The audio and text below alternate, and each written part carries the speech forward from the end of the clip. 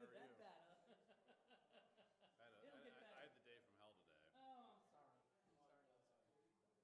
It's juvenile day, so I get Ooh. all the parents who can't You send know their what? kids to school. Council meetings nights, Joel will tell you it's also juvenile day. What? So what is it? Is it set aside? Is there a day set aside for juvenile Yeah, cases? the last Wednesday of the month. How many people? About 4 or 5 a month, Oh, okay. and That's not too bad, but they're always tricky. I assume. well, it's the 1/2 of 1% that can't get their crap together and get their kids to school. And takes up so much more Yeah. time than it should. Yeah. No, I'm just gonna stand up there. I'm gonna walk around. Okay. What's that? Carol.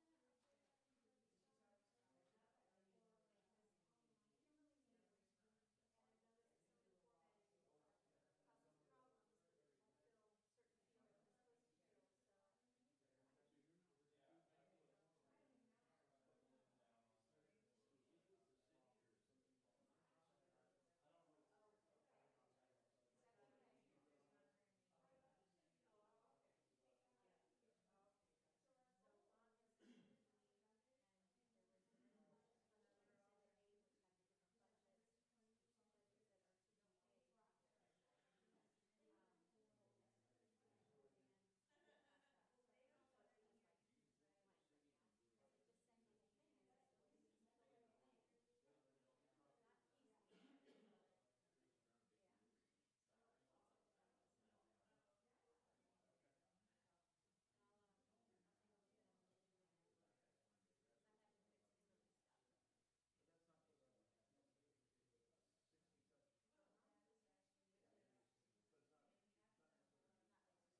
ma'am. I have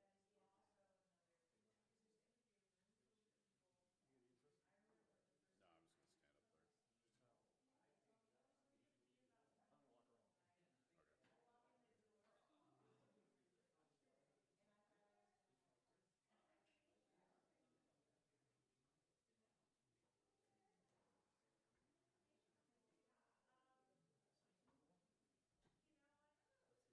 question. Good. And this is because we're having this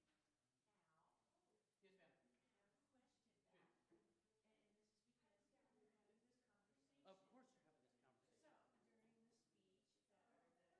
So, during the speech, or the introduction, candidates that are seeking those positions, do they need to come up with an introduction of themselves? Or they just stand there and answer questions? They could just stand there and ask her questions. I think it would be good to introduce yourself. Yeah. So, But it could be 30 seconds or it could be 5 minutes. 30 seconds written, Day from hell. half a page. Yeah. I had the worst Spanish I've ever had Less than 100 in 9 words. years. Yeah, 100 words. Because they all had issues with their cases, weird MBD issues. We had a defendant, an officer cited the passenger instead of the driver. That's never happened before. We had to figure that out. That court always asks me, "What do you think? What do you think?" I have no idea. Yes, I had the worst, about the worst of them too. Those can be, the parents are the worst. I got to sit there and watch a mother like berate her kid and blame her Just kid. go up on the 16th. You're in. And You're in. it took all my energy not to stand up and slap her. Well, I don't want to mention that. It's going to be interesting to see. No, it's fine. She's working on literacy issues down there. Oh, she'll explain.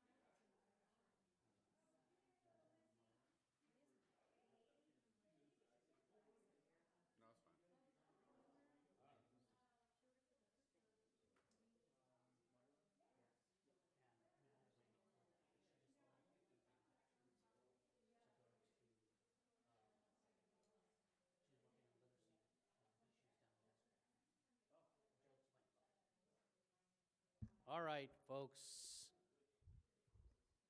Settle down. I know it's exciting. Where are we? Yeah, no. Where are we in CLI? Wow. Did everybody make it? I think everybody made it. We're going to find out in the next couple of hours. Good evening to you all. Welcome to session 7 or 8, if you want to count the State of the City, of course, the final session of the 2022 Citizens Leadership Institute. I do appreciate all of you getting through the whole class, and we even have a special guest who's going to say thank you tonight. We saw him at the beginning of class, but he wanted to at least say a couple words before we're all done. So before we continue on, the Honorable, the Mayor of the City of Apache Junction, Chip Wilson. Well, thank you. And I found out tonight was your final night in, going through these classes and learning how the city government works. I was excited, and I said, hey, can I come out and at least say thank you for attending? I appreciate this. I appreciate you all attendance and working on this. Also look forward to you putting in some applications to be on some of our boards that we are doing in the near future. So there's more ways that you can actually contribute and work towards. And we look forward to seeing your name and seeing your faces before the council. Again, thank you, and thank you for the attendance.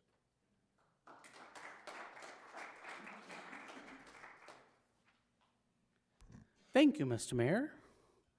It was very nice for him to come by and say thanks to all of you. And we do appreciate you because you're not just the future of our city, you're the present of our city. You're the folks that are involved, and you're the folks that are doing the hard work. We are going to talk a little bit about the law in just a moment. The city attorney and the assistant city attorney are about to do their presentation. Right after that, we will hear from the city clerk, which is essentially one of the few mandated areas of the state of Arizona in a municipality. So we'll hear from Jennifer Pena as well. And then Jeff Mitchell and Myra Garcia, who are both part of CLI, Myra being part of this class, Jeff being part of a previous class, are going to talk a little bit about the nonprofit community in our city, which is a very important part of the city we work with very closely throughout the year. And so they're going to do a little overview of what that entails as far as our community goes. And with that will likely get us pretty close to 9 o'clock, and we'll be all done. We are still planning for the second meeting in May for graduation. Like everyone else in the world, we're still dealing with supply issues on polo shirts, so they might be delayed. But if anybody is wondering about the second meeting in May, May 16th and 17th, work session and regular council meeting, those could end up being, as scheduled right now, to be the nights that we deal with our council replacements. As you know, we have two vacancies on the city council. On May 16th, we are scheduled to interview those who have applied. That application process ends on Friday, the 29th, at 5 p.m. You can do that online at apachejunctionaz.gov/boards. And on the 16th, we should see who has applied, and we will have our council interview them. And then on the 17th, they may actually appoint those two appointees for the two vacancies. So you're certainly welcome, even if we don't do graduation that night, to come and take a look, because it should be a very interesting couple of nights. All right. Are we ready? This is as good as it gets, folks.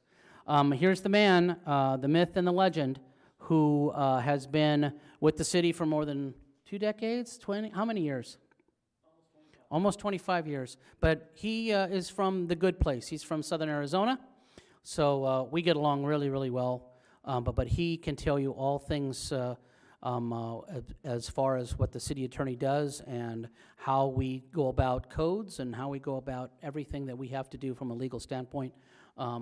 Comes to us with loads of experience and probably one of the most trusted advisors any city could have, and this city certainly is very lucky to have him. So, to start us off tonight, the city attorney of the city of Apache Junction, Joel Stern.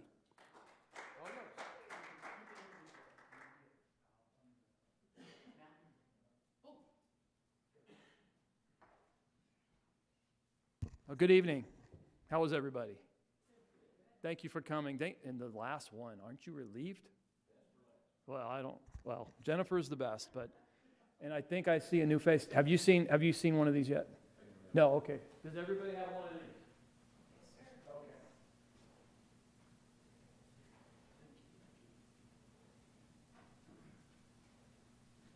I have a 3-hour presentation, so I'm going to actually let Eric start. I have a prosecutor. His name's Eric Yuva. He's been with the city since 2013. He's going to tell you about prosecution and what he does. And he had a really exciting day today, so he might get into that a little bit because it was a rough day in court. And then after he's done, I will get up and I will then put all of you to sleep for about 3 hours. Is that okay? Okay, well, thank you for having us. So, Eric, you are up.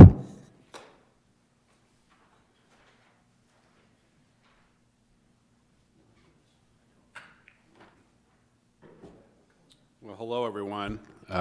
I'm Eric Yuva. I'm the Assistant City Attorney / City Prosecutor. I always like how we have the last class, so I'd like to keep that in the future because, being in the middle, I think people might fall asleep, but they're excited about the last one. So, like Joel said, I've been here since 2013. A little bit of background on me. I went to the University of Notre Dame for undergrad. I went to Arizona State Law School, the best law school in the state by far. And I started off at the Maricopa County Attorney's Office. I was there for 8 years. I prosecuted everything from fraud, domestic violence, identity theft, auto theft, drug dealing cases, things like that. And after 8 years there, I took the job here with the City of Apache Junction. I am the city prosecutor. I'm the only prosecutor. So I handle all the misdemeanor cases in the city. Those are things like DUIs, domestic violence, other traffic offenses, shoplifting, theft, zoning cases, things like that. And today I had juveniles, which is always the most fun every month. I get the juveniles the last Wednesday of the month. Not because the kids are bad, but because their parents are. So, so I deal with mostly truancy cases where parents can't call the school properly and let them know that their kid's not at school, and then they get upset. It's always the school's fault. So that was my day today, the last hour and a half that I had. So to kind of give you a background of how our office works, I have 3 legal assistants. We used to have a victim advocate. She retired a few years ago, so we integrated her duties in with the legal assistants. So all 3 legal assistants they're trained in the victim advocacy parts. As under Arizona law, we have to comply with victims' rights on cases. So any victim of domestic violence, theft, anything like that, we have to send out notifications to them when their case is being reviewed. And when it's going to court, we have to make an attempt, multiple attempts to contact them and get their opinion on what they want to see happen. We don't have to follow it completely, but we have to get their input and we have to notify them what we plan on doing. So there's 2 common ways that we get our cases. The first one is the one that most people know, which is citations. So like if you get pulled over by an officer and you get a traffic ticket, he fills out a citation, he gets you to sign it. You're not admitting to guilt, but you're agreeing to come to court to handle it, okay? And people can get cited for domestic violence offenses, shoplifting, traffic offenses, things like that. The other method that we get cases is what's called a long-form submittal charge. An example of that is, say an officer is sent out to a residence for a domestic violence incident, police were called. There's only one party there, say she's a female and she's claiming she was assaulted and she has injuries. An officer will take a report, he'll take a statement from her, document her injuries, either with his body cam video or his camera, and she's claiming someone else did that. So the officer he can't cite the person who was there who may be the suspect because he's not there to cite him. So he will then send the case to me and I will review it and I'm the one who makes the charging decision, okay? So I file a complaint. It's kind of like what they do in felony court with indictments. It's basically an indictment instead. The difference is instead of in felony court, grand juries of citizens look at the indictment and they decide if it can proceed. In our court, I submit the case to the judge. He reviews the police report and decides if there's enough to go forward with the case or not. And so that's how the two main ways that people can be charged. I get lots of people in my office that claim, this is illegal, I can't be here, I wasn't cited, and I have to explain this process to them all the time. And one part of my job that I deal with a lot is everybody thinks they're a lawyer. Everybody has seen movies and television, so they obviously know more than I do, and so I get challenged a lot all the time. It's funny how people don't challenge doctors that way, but everybody thinks they're a lawyer. So the way our court works is we have pro per defendants come in on Tuesdays. Those are people that are representing themselves. I meet with them directly in my office at court. And to back up a little bit, when I meet with them, in 2017, we started a process where we stopped using paper files for all our cases. All of our cases are done digitally, so we get the police reports emailed to us by the police department. All the evidence, like photos, video, all of that is put into a file on our computer server here at the city. I used to go to court with a big rack that I had to pull all these files into court. I don't have to do that anymore. I have a laptop with all the files on it. So I walk in and I have everything on that I can show them. I sit down in my office and I have a monitor in front of me and there's a monitor in front of them. And so if they want to see the police report, if they want to see the victim statements, if they want to see the photos, I can just put them up on the computer and they can see them all. Instead of having me sit over there with them, I can just do it that way. It makes it go a lot faster, having those things ready to show them. A lot of times we'll get people in there that they don't even fully remember what their case was about, so by being able to show what the pictures we have or a report that we have makes it a lot faster in most cases. So if they decide to take a plea agreement, instead of having a plea on paper, I have everything on my laptop, so I turn it around and they sign the laptop digitally. I then save it and I email it to the court. So there's no paper at all, which when COVID came around was a really kind of prescient thing to have because other courts were passing documents between 7, 8, 9 people. Our court didn't have that. So a lot of courts are going to what we have been doing. We've been doing it since 2017. So as far as I know, we're the only court that is still all digital. So we're proud of that. And the court is a great partner in that. They're the ones, I asked for that my first few years I was here, and in 2017, the judge and I got together and we decided to do it that way. So, Wednesdays are the days where the public defenders deal with defendants. Those people who get public defenders are anybody who is looking at getting probation or jail in their cases. DUIs, everybody gets probation and jail time. Other domestic violence cases, things like that, I offer probation and jail in those cases. So we have 2 contract public defenders that come on alternate weeks and they meet with the defendants and they negotiate their cases. In part of your packet there, it has our prosecution statistics summary. It shows the fines, restitution, cases opened, cases closed, and long forms reviewed. So last year we did about 1,200 cases, which is actually a lot lower than what it usually is. Because of COVID in 2020 and 2021, our caseloads were down a lot.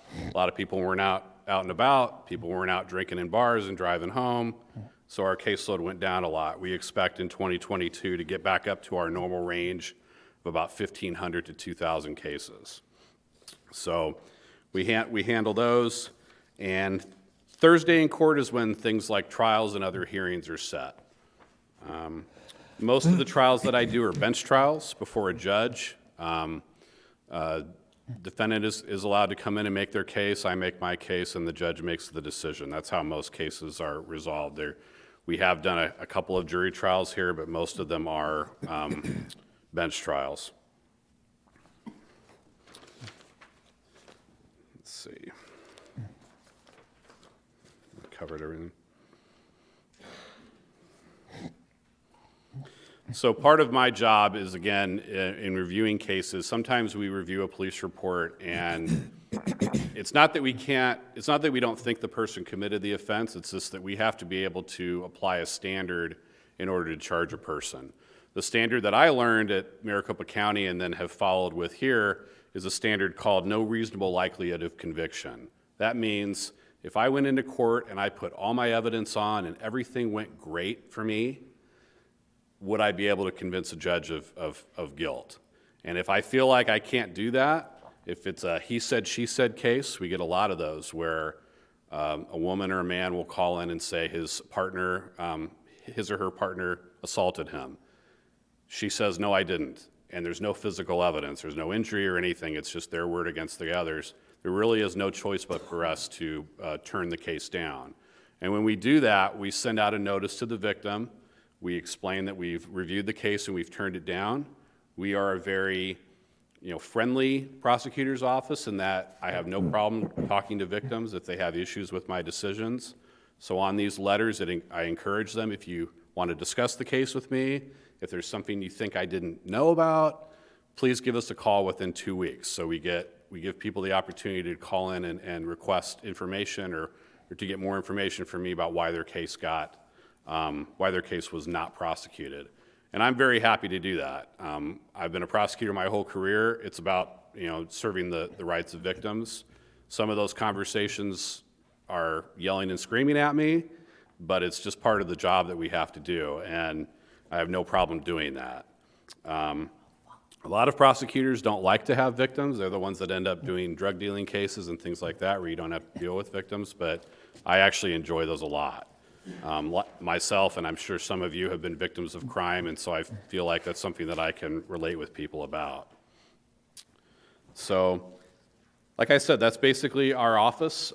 It's a small office. This is a nice place to work. I went from the Maricopa County Attorney's Office with over 200 attorneys working there, and there's 2 in our office. So I've been here 9 years, and I plan on being here a long time, and it is a nice place to work. And I know you've met a lot of people from the city. I'm sure they've said the same thing. There's a lot of people here that have been here a long time, and that should give you an indication of what a nice place it is to work. So, are there any questions at all? Okay, thank you for your attention. All right, have a good evening. No questions, really? Come on. You're letting him off easy.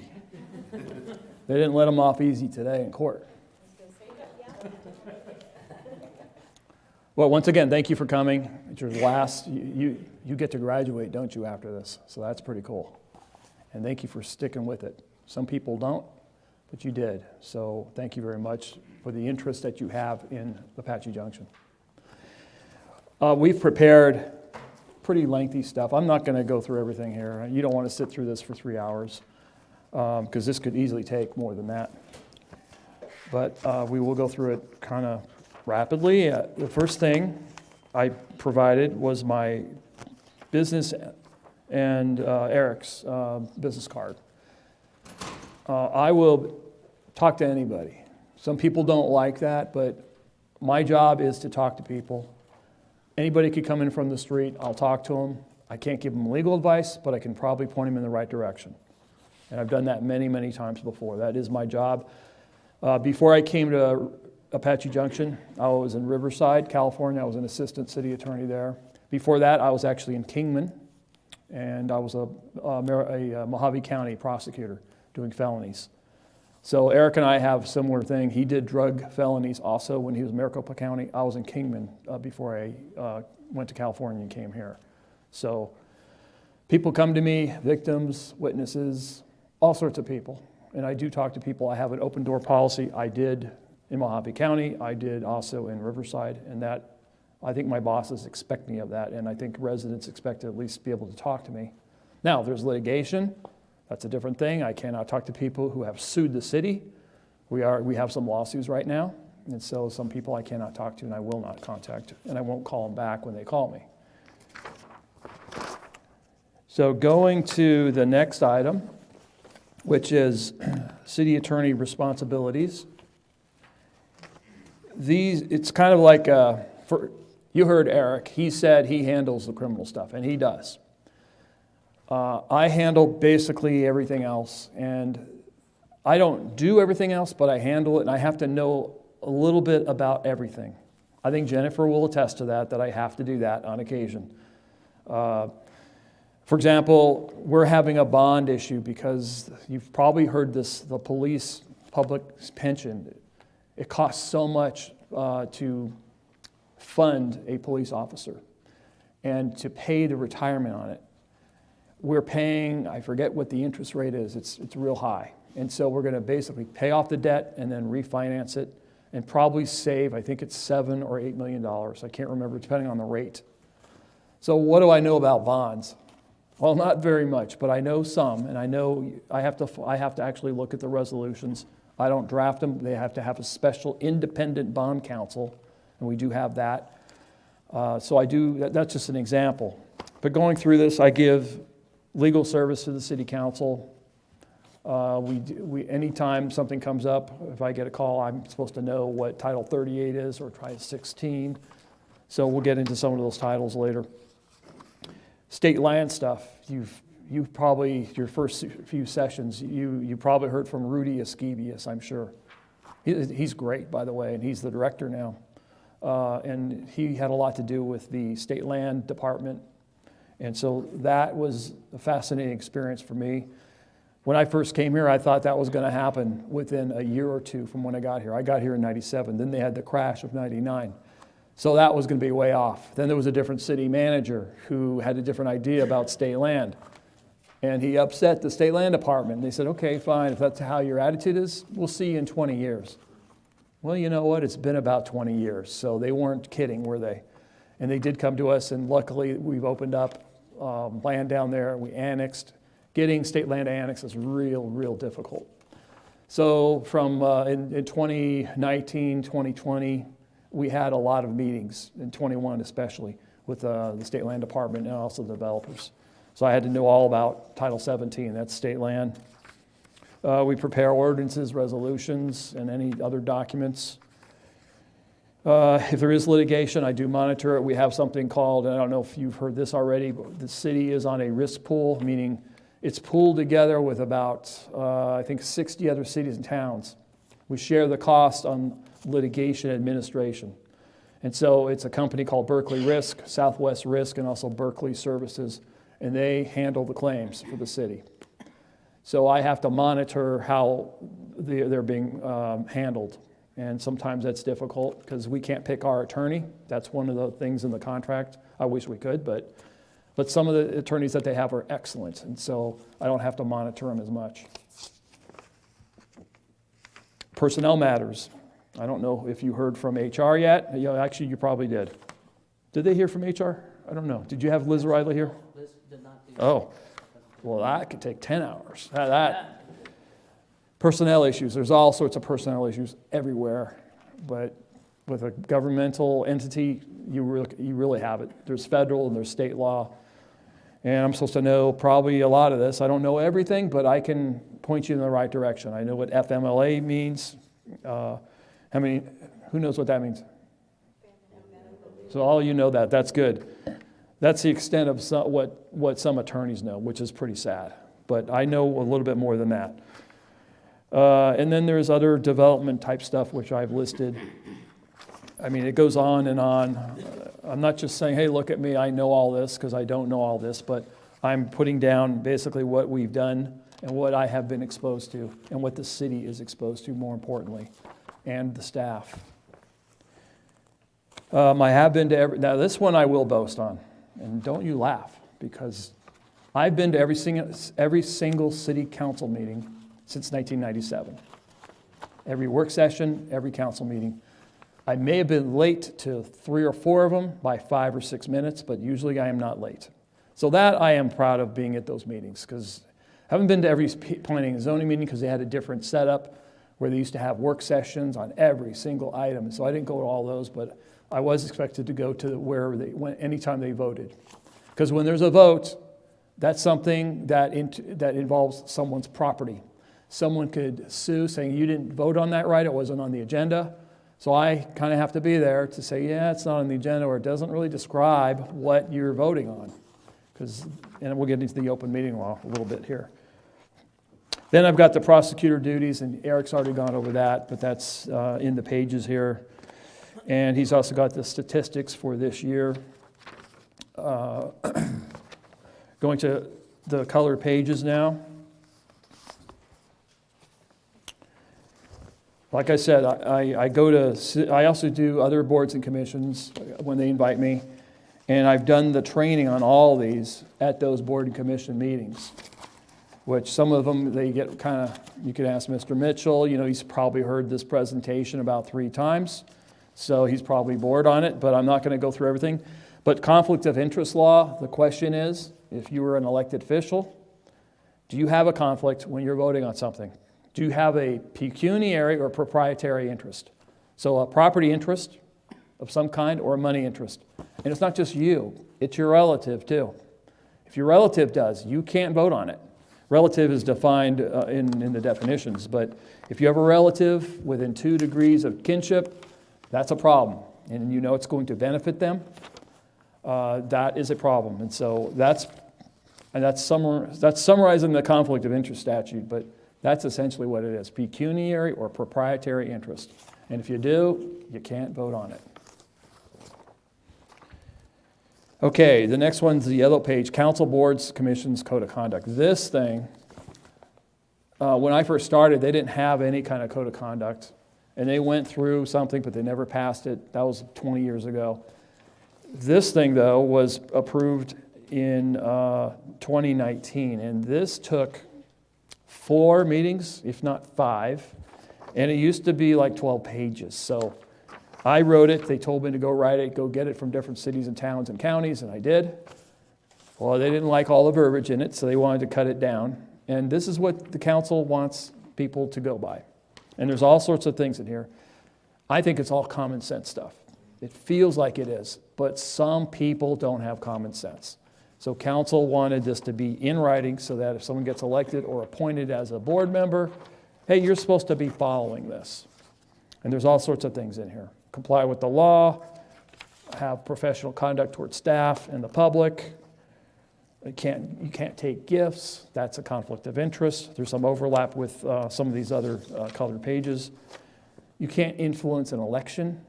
And we're in an election year, so if you're on a board and commission and you happen to be running for something, you can't use your position to say, hey, vote for me, while you're sitting up here and you're voting on a case.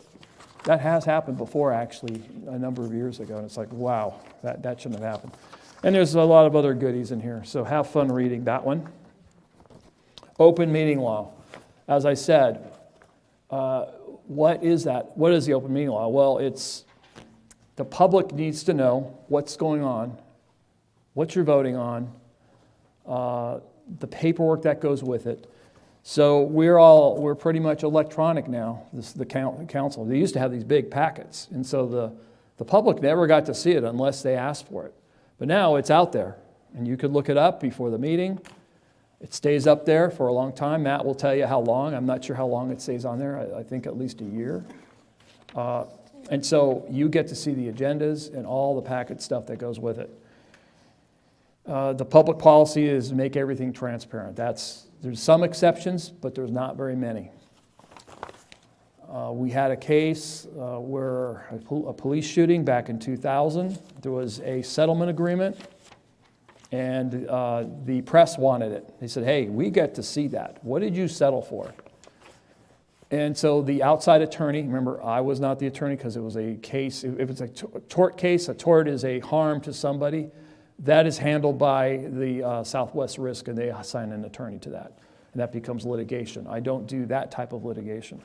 I've done it before, but I monitor what they do. So they had an outside attorney who said, no, you're not going to get that agreement.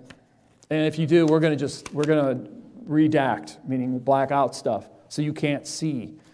For example, how much does the city pay out? It was $1.65 million.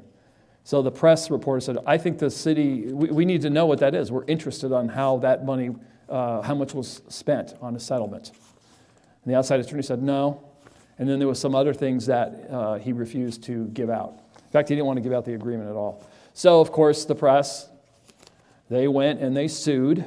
And they actually, it was down in Maricopa County. It was really ugly. And the judge said, yeah, you're entitled to all this, so give it out. And so the attorney fee was around $30,000. And I think it was just 2 hearings.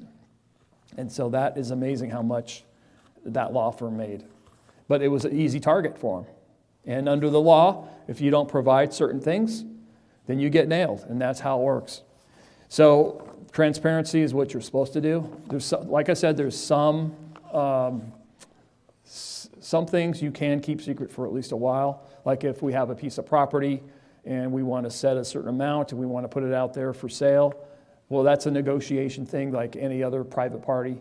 But after that, then the council has to approve it. That's how that works. And then that's totally public. Okay, let's move on. Parliamentary procedure. This was another one that came in back in 2019. This is how a meeting is held. What's that? I said, Robert's rules. Robert's rules. And who was Robert? It talks about who Robert is.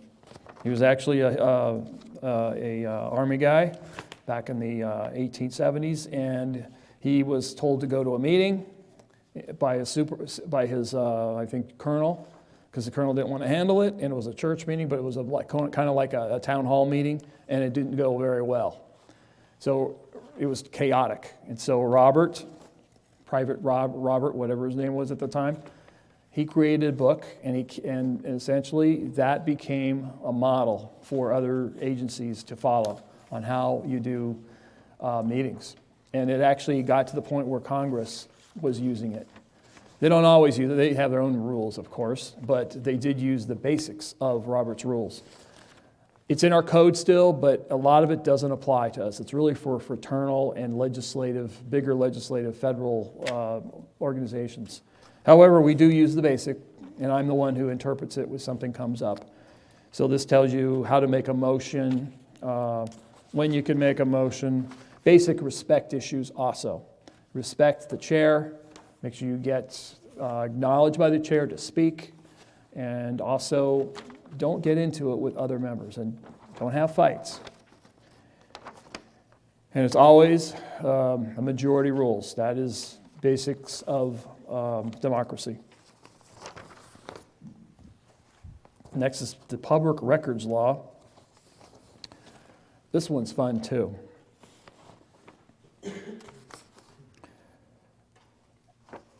Everything the public does is supposed to be, it kind of goes with the open meeting law. It's supposed to be transparent. You're supposed to see everything. So that's why we put up stuff out there on the agenda. That's why we do that. That's why the settlement agreement I told you about, that's a public record. But once again, that attorney said, oh no, that's confidential. And so under this law, there was a problem. Plus the open meeting part of it too.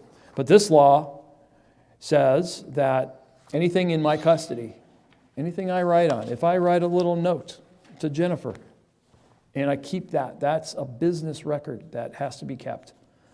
A text message, an email, like on your phone, you have the text messages. You're supposed to keep those. That's kind of hard because that's based on the third party, Verizon, and they don't always keep them. So if someone asks for all my records, technically I'm the attorney, so they're not going to get mine. But if they ask for Al's, they can get Al's. And he's supposed to provide them so that we could all look at them. And there was some case law back, a number of years ago, involving a county administrator who was doing some things that he shouldn't have been doing. And essentially, they wanted all his emails. And he didn't want to give them up. He said, I got private stuff on there. You can't have those. So he didn't give those up. So there was litigation, and it went on for about 2 years. And the court ruled in that case, yes, the private ones you don't get, even if he did it on a public computer. And however, anything that's related to the county, he had to give up. And then he got in trouble from some of the emails that he sent.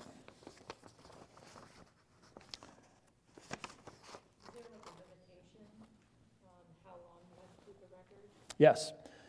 Unfortunately, the city clerk has to monitor that with city departments, and it's a mandate from the state, which I think is totally unfair, and it's called the State Archives Department of Arizona. The enforcement is a little tough. They don't have the people to enforce it, but we're supposed to, in good faith, have a list of time periods that you can keep stuff. It's called the retention schedule. And you're supposed to get rid of stuff after a certain amount of time. But in my field, I can't do that. There's history, like if there's a zoning on a piece of property, and then the property changes several times, and they want to put in condos instead of manufactured homes. Where's the record on that? So I keep stuff, and I'm saying that publicly, and a lot of it's attorney-client stuff, and I keep it, and it comes in handy occasionally. There's other things that you have to get rid of under certain employment laws. For police officers, for example, you're supposed to get rid of things after a certain amount of time so it's not held against them for something like discipline. So that's in the Police Bill of Rights under Title 38, I think 1101, I believe, and following. Anyway, public records law is interesting. There's some great cases in here. I will let you read that. Then the final thing, I actually stole this from the state legislature, but this is a great model of how the state legislature works. It's got pictures. It shows you the House, the Senate, the governor, how bills are done. This is good stuff. You can read this, and if you want more of this, you can go to the Arizona Legislative Information System, and you can find a lot more with the legislature. Are there any questions? I know that was a rather quick summary. Yes. Hold on there, Myra. I can talk now. I know. So I'm confused. When we had settled cases with Safeway, some of the cases, you couldn't get any information on the amounts or resolution. Is that different nowadays? Can you explain that a little more? Settled with Safeway regarding what? I handled risk management claims, especially to pharmacy, where we had clients that were injured in the process because they received wrong medication. So of course, my job was to settle the claim rather than go to court. So obviously, we would make sure that those documents weren't made available on the settlement. And you were for Safeway? Yes. So that's private sector. There are different rules for that. Okay. And also there might be some employee issues for privacy on what type of medication they take or what their illness is. It's called the HIPAA laws. So Okay. a lot of that was probably covered under that. That's basic. And we also follow the privacy laws. If someone asks for someone's record, like with the city, say it was an officer who was injured, they're not getting the medical file, ever. Okay. I will protect that always. They will never get the officer's medical file. Okay. So we definitely don't give that out. The medical stuff is considered confidential and private. Okay. Thank you.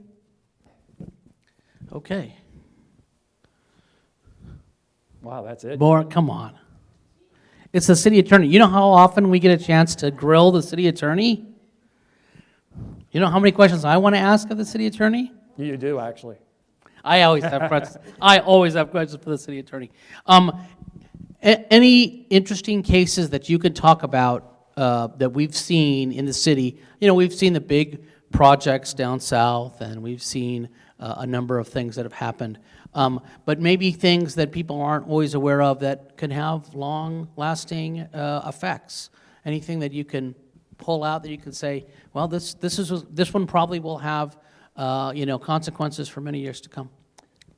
Thank you, Al. There might be some development stuff that's coming forward.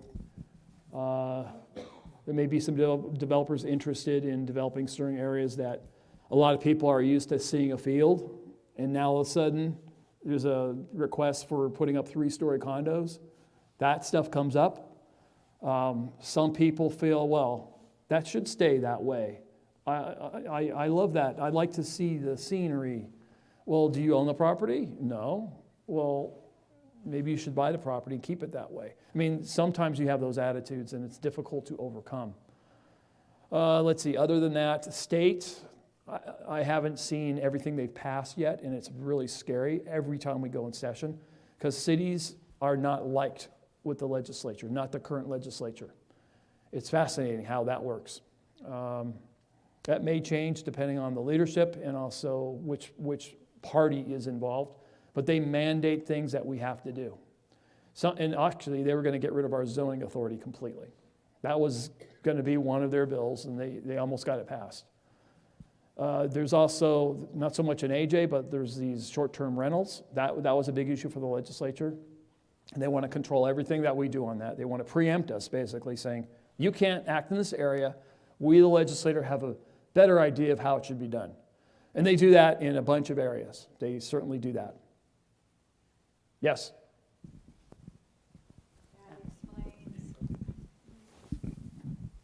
I have a lot of friends in Sedona, so that explains, it's been confusing to me, so thank you for talking about that. The short-term rentals, Sedona, nobody can live there, but I find it interesting, the state's been I knew the state was pushing it down. I guess if you could expand on that, because people Sure. are afraid of becoming, I know Sedona's under a lot of pressure, their residents don't want that type of stuff, so just to add to Al's ongoing, what is the long-term solution? I don't know. Well, essentially what they're playing with the rules, saying cities and towns, you can't do anything except the following.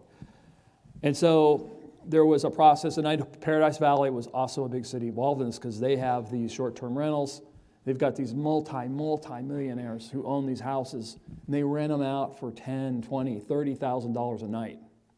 And they have parties in there. And so the people that live there year-round, who actually live in their house and aren't, live in some foreign country or in California. Well, California is a foreign country. Sorry. What happens is the police are called, and now what? Who do you cite? What about the noise? And so the legislature wants to make it easy for people to actually not have to do these city regulations. They don't want to be under the thumb of a city. So there was one thing where I remember this one bill, and I think that is a law now or maybe that I don't know if that one passed, because we don't have that problem here so much. But there was a bill that basically said, if the cops come, you can't issue a citation. You just have to warn after so many times, and you have to keep track of how many times. And then you got to there was another bill that I think may have been from Sedona or PV.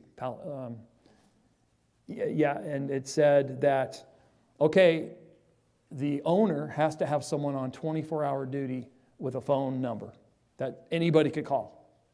So that was another thing, and there's nothing the city could do with that, but that was a little burdensome, I thought, to the homeowner. But if they're having these parties, it's a problem. Other things, well, you got the dog park. That's a good thing. That's a beautiful park. That's been in the running for how many years now? Yeah, too many. And with the rodeo grounds, we're going to be doing stuff with the rodeo grounds, so that's good. So you might see some changes there for sure. That's all I can think of right now. Other questions? How many years of law school? Only 3. Only 3? I After undergrad? I didn't flunk my first year of law school. How long did it take to pass the bar? The bar is a different story. That's what I was thinking. But I am a member in California and also in Arizona. So I passed the California bar the first time. Absolutely. But anyway, California, huh? that was tough. California. Different place. One of different your world. favorite places in the world. It is, Al. City Attorney Joel Stern, ladies and gentlemen. Thank you very much. If you need anything, call me. I'll be happy to talk to you about anything. So my number's there. Take care. Have a good evening. All right. Thank you, sir. See you later. I'm going to go back with Matty Hill. Okay. Okay. On we go.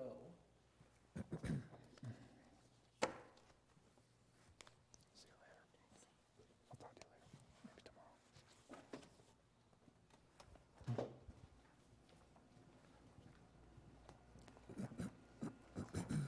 Okay. We ready? We want to keep going? Let's keep going. Me? We're really lucky. To the next session we go, to a woman who, like I mentioned at the top of the show, if you will, is one of the mandated areas of any municipality. Municipality has a couple of things it has to do. One of them is the clerk's office. We're very lucky to have this young lady who has a couple of decades of experience with a number of different municipalities here in Arizona, in the Valley, in Litchfield Park, and in Chandler, before she came a few years ago to be the deputy clerk, and then 2 years ago was named city clerk, and she will tell you all about all the different areas that the city clerk's office needs to be responsible for. So hailing from the Northwest, but now we have her in Arizona, we're very lucky, the city clerk of the city of Apache Junction, Jennifer Pena.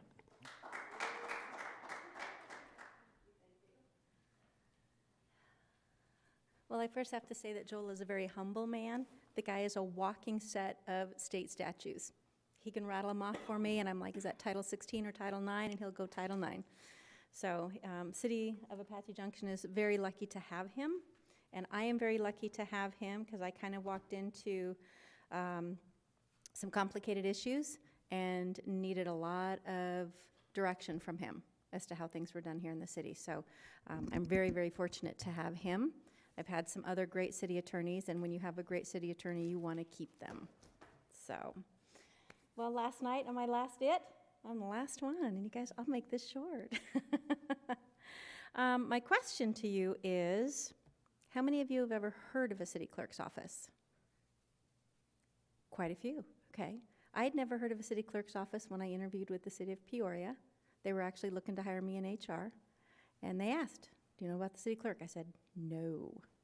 So it was very interesting, and a lot of people, you'd be surprised, don't really know about a city clerk's office, but the most amazing thing is everybody calls the city clerk's office because they know everything, which we don't. So what I'd like to get to is, let me move this over.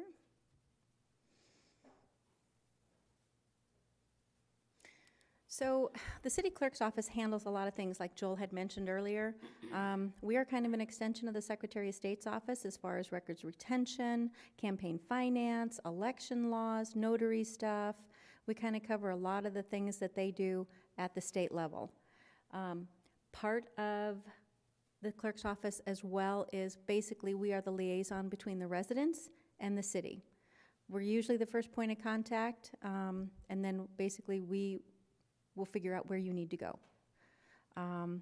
So Joel mentioned a lot of records management. So we have to maintain compliance with maintaining all of the city records. I don't keep all of the city records. Each department has their own. So Public Works has all of their street projects, their sewer projects, things like that. Same with water. But it is the responsibility of my office to make sure that they are all on a records retention schedule. There is a form that they fill out that says, hey, state, we are going to destroy these records. Do you have any issue with that? Here's the series that I'm disregarding this records. Clear it with the state, clear it with me, and then they can destroy their records. The state library and archives does not tell you, we've updated the retention schedule on this. And 20 years ago when I started, they were changing them like water. And so you constantly had to check their website to make sure that, am I allowed to destroy these TAC records now, or do I got to wait another couple of years? They were changing the retention schedule quite frequently. So basically, I tell staff, if you are not the source, be the source of the source. So you direct people out to where they need to go to find the information that is published by that department or that division or that government agency. Preservation and accessibility to those records, like Joel said, it's open meeting law, public records request stuff. Most of the city's records are public records and they can be released. There's a few things that we always check with the city attorney's office. He's copied on every public records request we get. If there's information that he is supposed to redact, he will handle that, give it to our office and say this is good to go. So the public records are also city clerk's office for city records. Police records are different and they have their own form. If somebody asks us, we then send them the form and say, here, please fill this out. We'll route it over to PD, or they can route to PD directly. PD will fulfill their own public records. They also give them to Joel just for a double checking and make sure any information that should not be released is not released. And the same thing with the court. They manage their own public records. So you heard them mention earlier about boards and commissions. So my office handles the boards and commission module that the city has. When you apply for a board or commission, my office puts that all together, works with the city manager's office. That happens about August, September notices. Council will interview in September, October. I expect to see all of you there to serve on the many city boards and commissions. My office takes care of what Joel mentioned, public safety retirement system, and we are going out for a bond. That will decrease the interest rate that we pay significantly and save the city a whole lot of money. The other commission I handle, Mr. Mitchell, is the Health and Human Services Commission. There is usually a budget line item for $80,000 to $125,000 that that commission works on funding our nonprofit agencies. It's a very difficult task. There's never enough money to help, but they do a really good job on their justification as to that. There's the other money, but the $25,000, $30,000, that is actually kept in the Park and Rec division because there used to be a transportation program that went away. Park and Rec will handle that now, and they also do meals for seniors up there at the rec center. Fair and open municipal elections. So when you run for mayor or council, you come to see my office. We go through a candidate binder. There's campaign finance laws that you must comply with, sign regulations that you must comply with. All of that, that's all handled through my office. I've just cleared, there's two counties here. Maricopa County, I have about 233 registered voters over there. The rest are about 12,000 here in Apache Junction, Pinal County. So I work with two counties, two different ballots, propositions, things like that. Those numbers usually come from Pinal County, or Maricopa County. So we just cleared they will double check how people want their name on the ballot. So Mayor Wilson, his first name is Walter, but he goes by Chip. And so they'll ask him, how do you want your name to appear on the ballot? He's like, well, everybody knows me as Chip. So I'd like my name as Chip Wilson on the ballot. And that's how his name will appear on the ballot. So they've just cleared with everybody's who's running for which office. I will have a blank space for what's called a write-in. It will say write-in. There are conditions that write-in must meet. This first primary, they have to meet two conditions, and one of them is 705 people must write their name in that write-in box. So this year's going to be tough. I'm probably going a little bit slow, aren't I, Al? Administration of the sales tax and audit program, depending on where you're at in the valley. If you're a smaller city, the city clerk can also act as the town manager, finance director, and sales tax person. Thank goodness I'm not that, but I do house two tax auditors in my office. They audit and monitor the local businesses in the city. The state became a self-collecting of all the sales tax. Cities used to be self-collecting, and then there were those that were non-self-collecting, and the state would collect for them. That changed several years ago, and the state collects every city and town's sales tax and then gives it back to you. When you're a small city like AJ, they really don't care, and you could lose a couple $100,000 real quick because they're more focused on Chandler, Mesa, Tempe, Peoria, because they get a bigger chunk of the pie. So with the two sales tax auditors, they kind of watch the businesses, and actually what they watching is the new business license from the Department of Revenue. They're watching the county assessor records that they get send lists all the time, and that's how they monitor what's going on in the city. And I will say, what's great here about these two ladies is if you have questions about how you file your sales tax, how you report it, come on into the office, they'll help you, walk you through it. Yeah, the compliance officer for federal, state, and local statutes. So when the city passes an ordinance, whether it be in the land code or whether it be in the city code, it is my responsibility to make sure both of those codes are updated and that they mirror what was actually adopted by the city council. We have a company that does what's called codification of the code. That is online, both of them. And then if there's any federal regulations that come down, like this legislative session, there's lots of laws that they deal with and change. They change my elections, they change zoning, they change a lot of different things. We have to make sure that the departments are aware, and that's Joel's responsibility. He'll do a presentation to make sure that each department is aware of changes and that then they need to either review their code and update it. I have to update the sales tax code. There's been some changes. And Joel talked about the Southwest risk. So you can see we work a lot together. Southwest risk, but I am actually the filing officer for any claim. If I get served, or the city attorney gets served, or the city manager gets served, I receive those. But if there is a service for a police officer, I do not take that claim. I do not get served their paperwork. I will take the 3, and then I always let Joel know we've been served, and then he handles the rest of it. Next. All right, so let's take a look at all of the departments I touch, because Joel touches all of them as well. City Council, elections, records management, sales tax, business licensing is in the city clerk's office. Sometimes that's over in finance. Liquor licenses and bingo licenses are handled in my office, a little bit different in Chandler. And then boards and commissions are in my office as well. Starting with City Council, the city clerk's office and the city manager's office work really close together in creating what's called the agenda packet. Here they call it a records packet. And Joel touched on it. It is what you can go find out online. All the board and commission agendas are out there. The supporting documentation is out there. If you want to read an ordinance or a resolution, or if you want to read the budget, the library board's annual budget report, all of those documents are out there, and they are tied to an agenda, but you can just word search them and find them that way. And then you can find out when they were presented to council. There's videos out there. So it's really interesting. That's how kind of I learned a lot of my job. I watched a lot of videos and read a lot of minutes.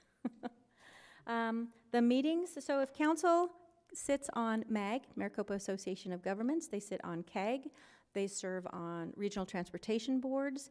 If I have more than 3 members going, and I have 4, which is my quorum, city manager's office works with me and says, hey, there's a possible quorum. I am not legally obligated to post a quorum notice, but I do it just in case people say, hey, your council was together and they were talking. It's like, yes, we understand, but they also understand that there is no city business to be discussed, and they are not voting on anything, and they're not pooling how they're going to vote on anything. They have also been instructed, take 4 corners of the room. Same thing if we have the Christmas parade or the ribbon cutting at the ballpark. They're usually together for photos and things like that, and then they kind of spread out so that they're not seen huddling together. Sometimes that cannot be helped, but that is what it is. Whoops, let me go back. Quorum, citizens issues. City clerk's office, like I said, we are the office that people call.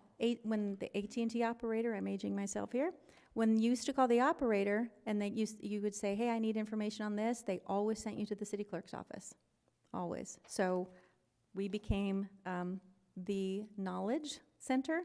A lot of, when you call the city of Apache Junction, it used to be a recorded line. When I first got here, talked with the city manager, and I'm like, I like talking to a person. I want somebody to answer that phone.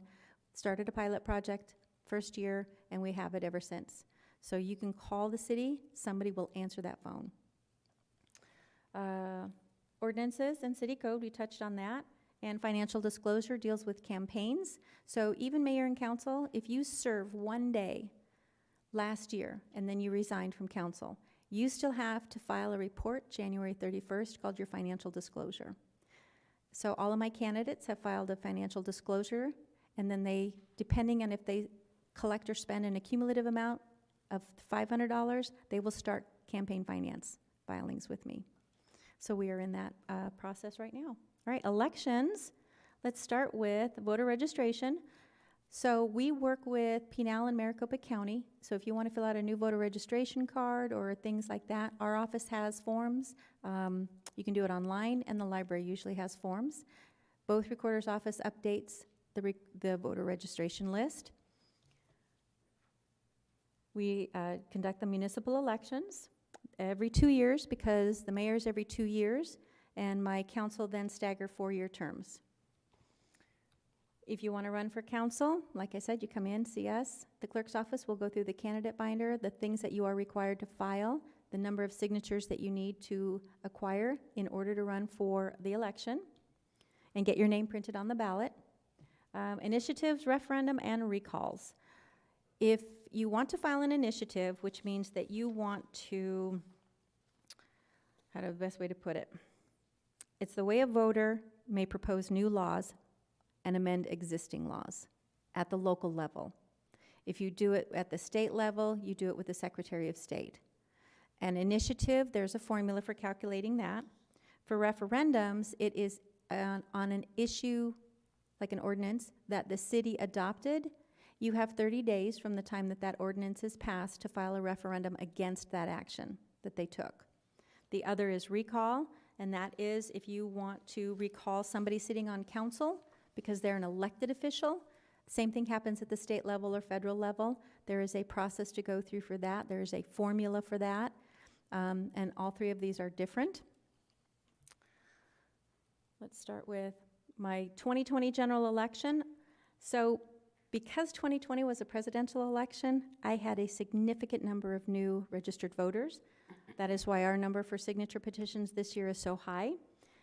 We had 25,233 registered voters. We had a 68% voter turnout, which was extremely high for the city, which meant 17,103 ballots were cast. Normally, Apache Junction does not have numbers like that. Municipal elections,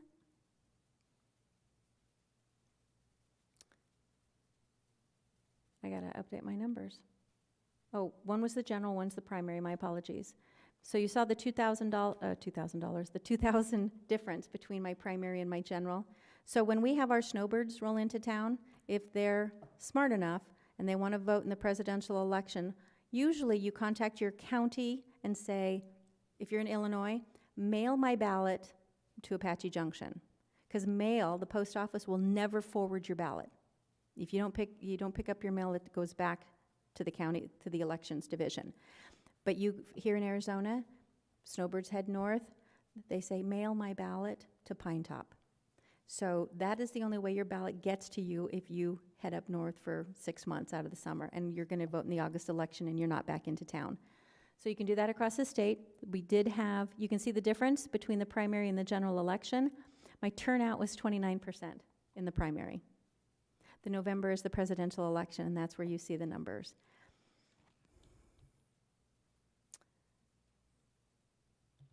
And we'll just skip the candidate packets. So an initiative, how an initiative is calculated, it's 15% of the valid ballots cast at the last city election where a mayor or council member was elected. For some cities and towns, it has been more than 20 years since their mayor was elected. So there was a case law, can't remember the city, but I have it, and what they did was they went back to the last election that they had because they couldn't figure out where it was that the last time, what was it? Because they had no term limits. Anyway, so there's case law on that where they went back to a city council election and the courts ruled that they could do that. A referendum is 10% of the ballots cast at a citywide election where a mayor or council member was last elected. So that one says mayor or city council, and a recall is 25% of the numbers cast, and then there's a formula to go on the recall. So I don't think I got, it's not, you don't see the formula here, because I have it all in formula. It says you add together the votes of each candidate cast, then it's by the number of positions, so each one has a different formula. Ooh, where are we headed to? Records management and other services. So like I said earlier, the city clerk's office, my number one thing is customer service, and it always has been. So that is the city manager's goal as well. They'll say, you know, I swore I would never come this far out and work for a city. Best city I've worked for. I love it here. I love the management. So I will work here until I retire. So was that 20 years, Al? They are in line with the same thing. Customer service, answer the phone, get out of your car, help somebody with a flat tire. I've seen Public Works do that. Love the city. People are extremely helpful. You come across any city employee and they're, let me help you carry those boxes in. They're there to help, and that's what I really like about HA. So we maintain the various records. Each department has their own records as well. Public records request, claims, city code. Each department manages their own city website, which is new. So you have to know a lot of different programs. So we do our own tax, city clerk, elections, business licensing, all of those things that are handled in our office. We are responsible to make sure that those web pages are up to date. That is a challenge. Same thing with every other department. They are to maintain their own website pages. City clerk's office, we are it for notary services. Usually other cities have a notary in every department, and pretty much you can get a notary anywhere. Apache Junction, city clerk's office. So if you need notary services, we do not charge for notary services. I think banks and the Secretary of State sets the limit on that. Every time you get a stamp, $10. What else do I have? The sales tax and business licensing. So normally, these usually aren't in a city clerk's office, but like I said, we were small when we started out.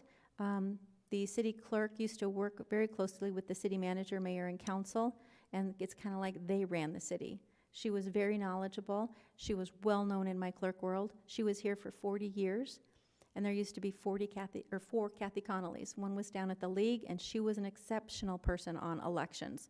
She knew everything. She could recall every case law. She could recall each city's issues with an election. So she retired and went to San Diego. But my predecessor, well known in the community and very well recognized for that. Taxpayer education and audit. So the 2 tax auditors will help you file taxes. They'll help you with the online because the state is now requiring you to file them online. If you want to start a business, come visit us. We'll help you also with you checking in with development services, what kind of permits you need, if you're zoned for the type of business that you want to do. I also will touch base with PD if you are going to be selling guns or if you're going to do remanufacture ammo, especially in a home-based business. There are certain types of businesses that police watch closely, so what's the other one? Pawn shops. So we touch base with development services. We touch base with PD as well. Contractors. Contractors and subcontractors, they'll come in, get a business license, and again, we send them to Dev Services because Dev Services needs to know if they're doing construction, police, ingress and egress, traffic control. So you got to have a mindset that this isn't just your job. This isn't just the department. Here, you want a business license. Here you go, fill out the form. Here you go, you're good to go. It can affect many other departments. Peddlers, the city of Apache Junction, I'm used to peddlers and I'm used to hand-bill distributors. We don't have hand-bill distribution designated here, so when a peddler comes in and they go door to door for sales, they have to have a fingerprint card, and they have to come in and I sign off on a peddler's permit, so anyone coming to your door has to show you a permit that they checked in with the city. We know they're in the city, we know what they're doing, and we have a point of contact with the business. Oh, sorry, nonprofits. Mention that again, we have several nonprofits in this city, and that is the responsibility of the Health and Human Services Commission to figure out if if they are working together in a partnership, what services might one provide that the other does not, or better to utilize those resources and then divvy up the $80,000 to try and help out. Mobile food vendors, so legislation changed on that as well. They have to come in and get a business license as well. There's a whole different ball game when it comes to retail and internet sales. I don't even want to go there. Community and civic events. So if you want to rent a park, you talk to the Park and Rec department, but if you're going to have an event, we work with Parks and Rec on that end as well, and you have a permit with the city depending on what you're going to do. So we work with Park and Rec as well. Liquor and bingo. So if you are a restaurant, and restaurants have a Series 12 liquor license, they have to sell a certain percentage of their food in order to maintain their liquor license. If you do bar and wine, there is what's called, what do they call them? Different than what I call them. Quota licenses. I call them lottery licenses because you have to enter into a lottery to get, there's 3 types of licenses. I think it's 6, 7, and 9. The state only issues so many of them. You pay to be in that lottery, and if you get that, usually you hang on to that. One was recently sold, really cheap, $125,000. But usually they sell for over $250,000 because once you have one, you really don't let them go. So we handle liquor licenses. If you want to do a temporary extension or a permanent extension of premises, which means you can serve alcohol outside on your patio, that comes to my office. Way back in the day, the city clerk's office for Peoria had the ability to approve it without taking it to council. I came here and everything went to council on a liquor license. When COVID came along and businesses were struggling, we did an ordinance that basically said the city clerk can approve a temporary extension of premises, but if it's going to be permanent, I'll take it to council. And certain things, there was 3 things. So making it much more business friendly for you to extend your patio, serve alcohol there, make sure that minors couldn't get it, so you brought in a plan how you would manage that. Again, community and civic events. If you're going to have a special event and serving alcohol, we work with Park and Rec, PD, and let everybody know. I think we're coming up to the end. And our boards and commissions. There are several boards and commissions that the city has. So they deal with the types of city services, they deal with development services, zoning matters. So at the direction of City Council and City Managers, the department guides the boards and commissions to achieving the goals of the city, better for everyone living and coming to enjoy Apache Junction. Quality of life. Our boards and commissions really have the heart of AJ. They don't want to see it change, but when you know change comes, because it always comes, how do you want the city to grow? What is the vision that you have? Our general plan talks a lot about open space, commercial zoning, industrial zoning, residential zoning, and where things go and open space. Our boards and commissions work really hard at trying to maintain, what would you call it, Al? Maintain the atmosphere, just what AJ represents. Close community. I have never seen people pull together like they do out here. Considering Apache Junction is not the $1 million, salary homes, this community I have seen pull together phenomenally. Facebook, something goes out, somebody is there, like, I'll deliver food, I'll bring you toilet paper. You need groceries? You need money? I have never seen so many people pull together and help a community like AJ does. And I've worked for 3 other cities. Started out Peoria, Litchfield Park, Chandler, and now here. I just need you to go north to make that circle. Sustainable growth, again, that's more through development services, city manager, the Envision, general plan. AJ is not quite a bedroom community like Litchfield Park was, but we only get so much state shared revenue, and you got to make the most of it, and you need to have industry. You need to have more than just houses, because AJ does not have a city property tax. If you look at your tax bill, you'll have a water district, you'll have the school district, you'll have other things, but the city itself does not have either a primary or a secondary. I've seen cities go under because they don't have that. Eventually, AJ will probably have to start talking about it. And the justice process. So our boards and commissions actually have, if you don't care for the recommendation that the Planning and Zoning Commission is going to give the council, you have a process to appeal that. And so that is a luxury I think all cities and towns have, but you really have to fight your case. So there is justice if you want to pursue the matter that you want to deal with.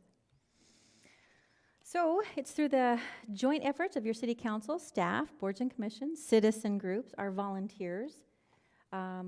AJ has a lot of volunteers, lots of volunteers. What is the Make a Difference Day? That is quite a thing. They have a whole picture, like 75 people. I mean, it's huge. This community pulls together and does special projects. They clean up properties that people can't do because of various reasons.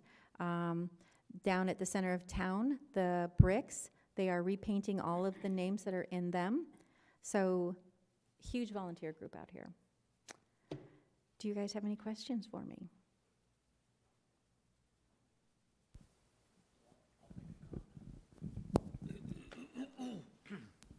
Well, I was glad to hear that you have a staff member always answer the phone instead of some recording. That's great. And glad for your enthusiasm for living out here. I've been out here since '85, and Lisa too since '85. So It's beautiful out here. It really is. I'm lucky that I get to stare at the superstition.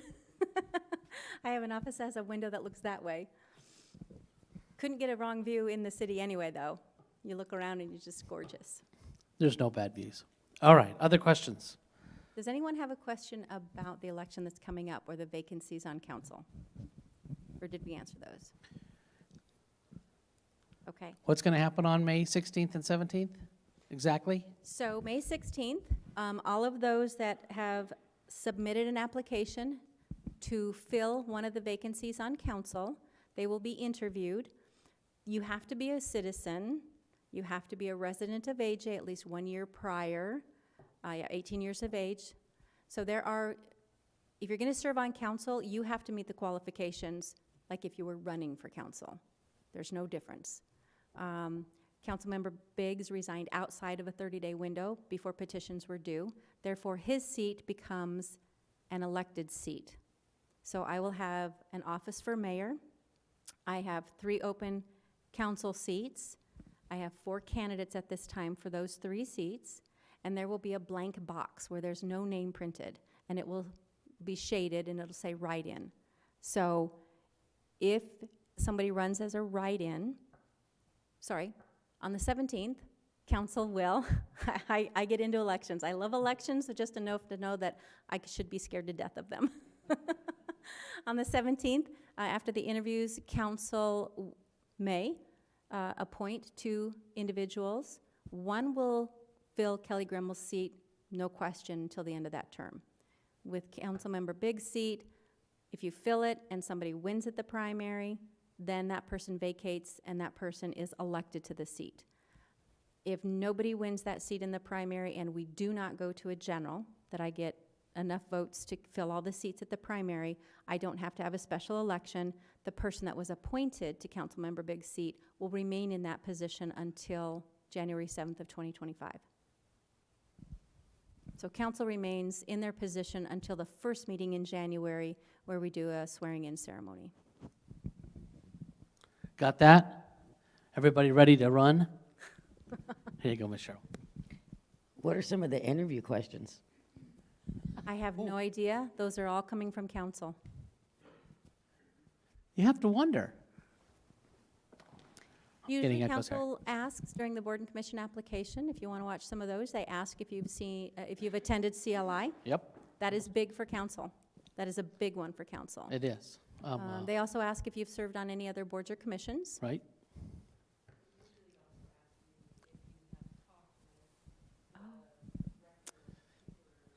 Yeah, that's. When council when they're in a board application situation, and a lot of times they will ask something about how much you know about that particular area, whether you've talked to their director or if you have, interacted with the Parks Commission, the Library Board, whatever it might be. Yeah. That's a good Yeah, point. that's an Yeah, interest. that's why it will be interesting to see what happens on the 16th, because this is a little bit different when you're talking about a city council member. They may ask, what do you feel like your qualifications are to be a council member? What have you done in the community? Where have you served? What have you, done? I would guess, that's Yeah. pure speculation on my part.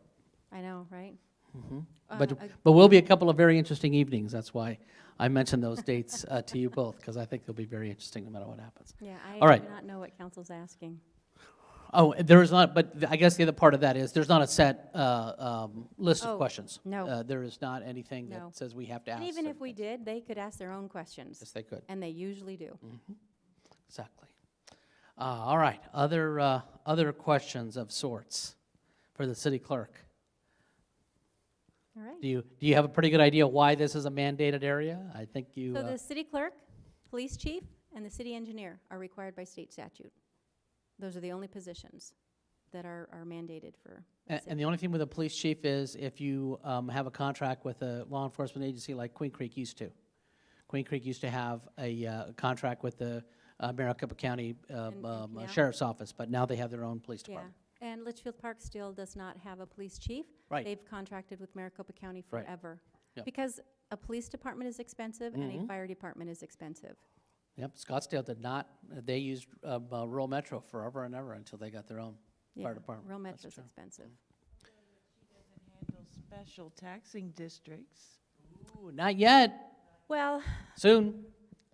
I do not have to, but I've been working with the finance director about Title 38, special districts, how the budget's adopted, what budgets you need to present, if you need to do separate resolutions for all your SLIDs, which is a streetlight improvement district. Peoria had MIDs, which was maintenance improvement districts. And we're working on those budget documents. So I'm trying to make sure, they're asking a lot of questions, helping them out, but next year goes back to finance. Goes back to finance. And my CFDs. So once the CFDs are formed, which is a community facilities district, and it's really a financing mechanism to pay for itself. So it's not like a council district or so, you know, these people within this district get to vote for their representative. It's not like that. A CFD is a financing mechanism to pay for itself, for the infrastructure, the growth, the parks, things like that. So the people that live in what's we still refer to right now as Superstition Vistas, the 4 square miles that's being built, are part of that particular district. So they will be paying for their own Yep. water and sewer lines and whatnot. Yeah, and they usually pay a higher premium. Yeah, yeah. And that, I shoved off to finance really quickly. I got enough on my plate. Because I think Superstition Fire and Rescue has 2 board seats that need to be filled. There are a couple of, so the fire district has a couple of vacancies. We have a couple of vacancies. I'm trying to think of, the school board's okay right now. I think they have all 5, but that should give you an idea. This is your chance. I'm looking around. All right, All right, thank you we much. good there? City Congratulations, Clerk you Jennifer guys. Pena. Yes, you will. Yes, you will. All right, we'll just take a couple of minutes and come back right at 8 o'clock, okay?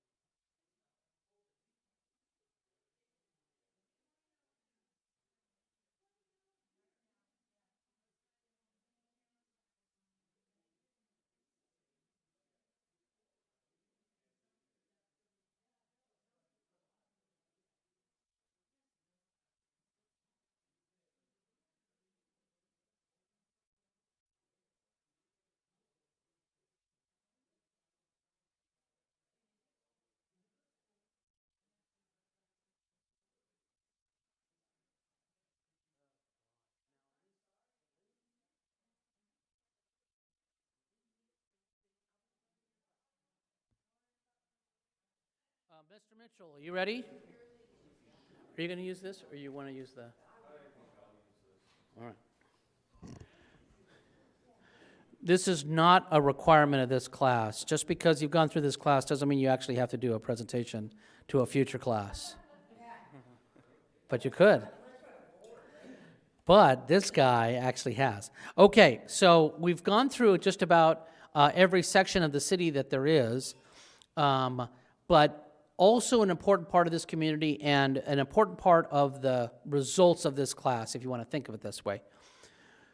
We talk a lot and have talked a lot the last 4 months about people going through this class wanting to serve in their community. We talked a lot about that as being part of city boards and commissions, which is one way, of course. There's lots and lots of ways. Another way is working with our nonprofits, of which there are several. Some of them have boards, some of them have advisory groups, some of them have different structures, but they all are very worthy, and they all have their own structure and their own way of doing business. The Health and Human Services Commission within the city actually gets to hear from a lot of them every year, because the city sets aside $80,000 every year to give to different nonprofits. They will go through a whole application process, and they also get interviewed, I believe, and they go before this commission, and we award grants to each of those particular entities.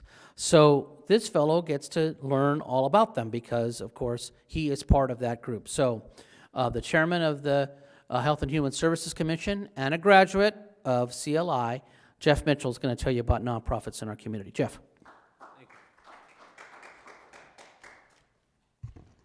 Well, good evening.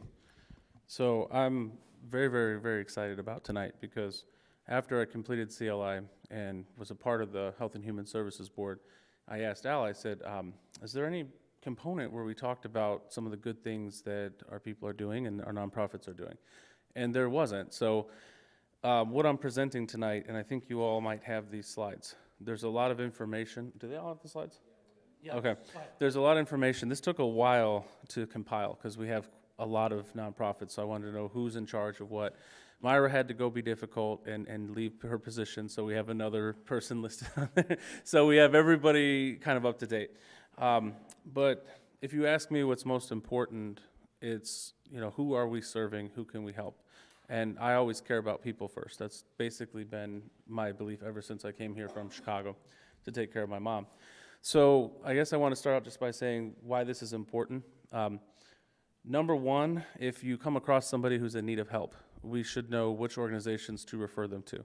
So this is sort of like a little mini database for you, that you have a point of contact, somebody that you can call, and you'll kind of have an idea of which is the right recommendation for that person. For yourself, if you're a person of service, hopefully you learn about some good organizations that make you want to pick up the phone and call them and just go and join or attend a meeting or be a part of us. And then also, if you're a donor and you want to know where to donate and how it's going to be used, this information will be relevant to you. So I wanted to start out with service organizations and service clubs. So these are nonprofits, but they almost operate as partners because they have a lot of volunteers and they do fundraising and stuff for other nonprofits. So basically, they have the resources, they have membership meetings and requirements, and if I know the dues, I've put them on here for you. And again, some of these are just, first and foremost, seen as social organizations, but they do a lot of good. So one of the first things I know when I came to AJ that I saw was this dang airplane posted to the side of a building, right? So you've all seen, if you go down Meridian, the American Legion post. It is an organization that is for veterans, so I'm not a member of this organization. They do have a calendar posted online. If you are a veteran and you show them a DD-214 with honorable discharge and pay dues, $45 of dues, you can be a member. I do know that they do a lot of fundraising for scholarships. They do a lot of military and patriotic projects, and again, that information is on there. If there's ever somebody who is a veteran in crisis, this is an important phone number. So again, if you know somebody who is a veteran going through something, call the Legion and see what happens. That'd be a good first point of contact. So Mounted Rangers. I first saw them in front of Walmart, actually. As a bell ringer, I was bell ringing, they show up. I thought I was in trouble because they wear these black uniforms looking like the police almost. Well, they're an organization that preserves the values of the Old West. So they tend to have horses and horseback riding, tend to drive around on their quads, tend to do security, things like that. But they're really great people. They do a lot for the kids, and they have a meeting at the Multi-Generation Center at 7 p.m. on the first Friday of the month. So you don't have to have a horse to be a part of this organization. They said they had yearly dues of $35, and they do a background check, and contact Roger Modis if you want to be a part of the organization. Their giving tends to be focused on children. So we also have the Elks Club. Long statement, again, that just came from their website. So again, patriotism, values that are goodwill for people. They want to talk about the United States Constitution, service to the community. Good organization to be a part of. There's a location of events. $90 to join. They're right there on 2455 North Apache Trail. If you've ever been to any events there, they have good food, good music. It's really kind of a lot of fun. So you might have been there as a social person attending an event, but if you want to be a member and do things there, that's how you get in touch with them. Kiwanis Club. So you might have seen those signs that say kids need Kiwanis. It's an organization that cares about the children. I am actually the president-elect for 22-23 in Apache Junction. So again, you'll see me there at those meetings. We meet the last Thursday at the Salvation Army from 5 o'clock to 6 o'clock if you want to show up there, 6:30. It's $125 a year if you want to join. If you don't want the magazine, it's $117 per year. But we have Kelly and Ted Gremmel as a part of the club. Braden Biggs has been a part of the club. Cheryl's been part of the club. Darla Malone. So we have a lot of people in the community that come. And it's just a really great organization. Like, we pack bags of school supplies for the kids. We took a bunch of families to the rodeo and escorted the kids, and they got a cowboy lunch and got to meet the king and queen and all kinds of stuff. So it's just a really fun organization and really focused on what can we do for the kids. One other thing I'll mention is the dictionary project. They do a lot of giveaways and going to the schools and teaching kids how to look up words, how to use a dictionary, so promoting literacy and education. The Rotary Club of the Superstition Mountains. So I'm a huge fan of Rotary. I've been a Rotarian for, 6 years now. So I was a Rotarian back in Illinois before I came here, and this was the local club. We meet at the Gold Canyon Golf Club at noon on Wednesdays. Everybody is welcome to come as a guest. I would highly encourage you to do that, just to see everybody in the room. Our city manager, Bryant Powell, is a part of our Rotary Club. So we have a lot of important people. Brian Cabot, who's the manager of the Ace Hardware, owner of the Ace Hardware. So you're going to meet a lot of really interesting people. And I think that we have kind of a unique chemistry, especially when you see our Sergeant at Arms programs. It's a lot of fun. So you can join and have lunch with us. If you do that, it's $180 per quarter. If you just want to come to meetings, it's $88 per quarter. And again, what our motto is service above self.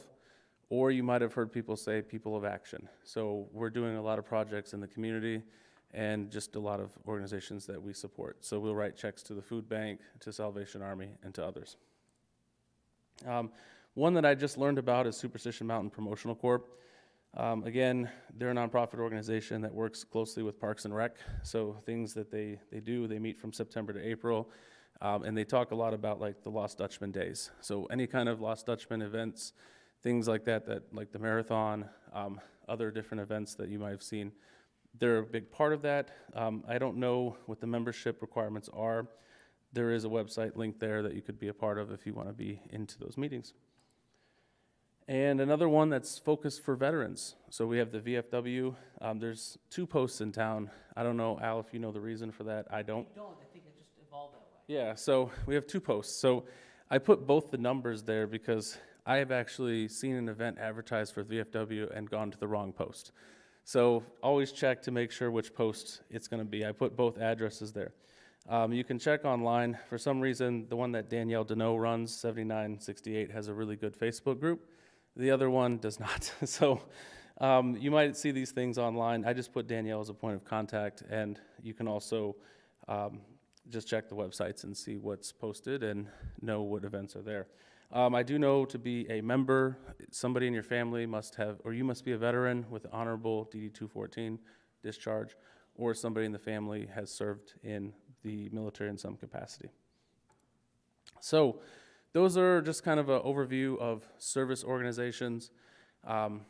Give them a call, go to their meetings, and be a part of the community, because I know that they're doing a lot of great stuff.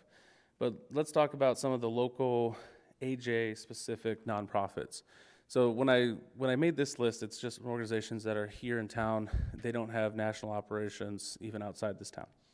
So we have our Community Development Corporation, AJCDC, and most famous for Make a Difference Day. So once a year, they're gonna have a day where you put on a shirt, you go out to one of several different locations, community cleanup, beautification.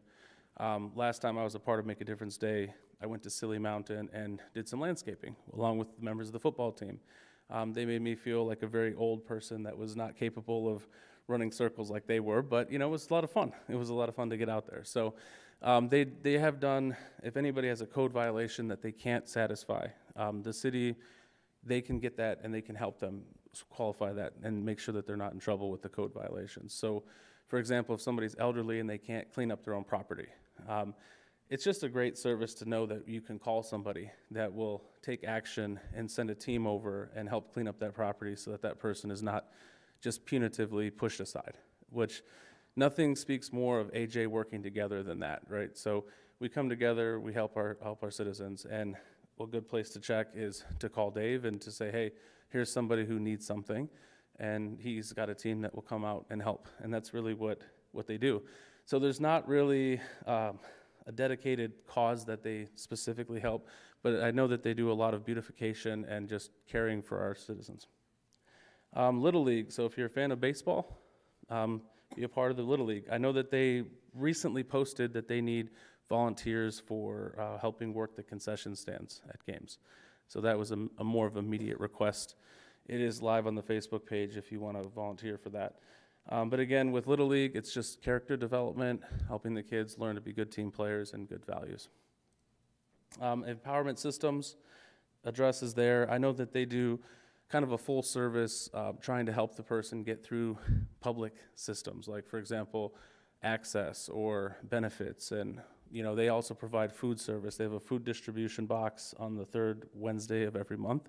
So if you know anybody who needs that, they will help you with resumes. They'll help you with interviewing and finding jobs. So this is a really important service. So anybody who's struggling, Empowerment Systems is a great place to go just to start that process of getting out of that situation. Genesis Project. If you don't know, every day there's food served from 12 p.m. to 2 p.m. at Genesis. So literally anybody can go get a hot meal. That I've never seen before in my life. So it's a great thing that we know that anybody can come and get help. While they're there, Trinity and the other staff members are great at referring them to places where they could get out of the situation that they're in if they're struggling. They also give you a bagged lunch that you can take with you when you leave. So it's not just, hey, that meal from 12 to 2, but then you got something to carry with you as you leave that location and go somewhere else, right? So again, they have toiletry items, they have food.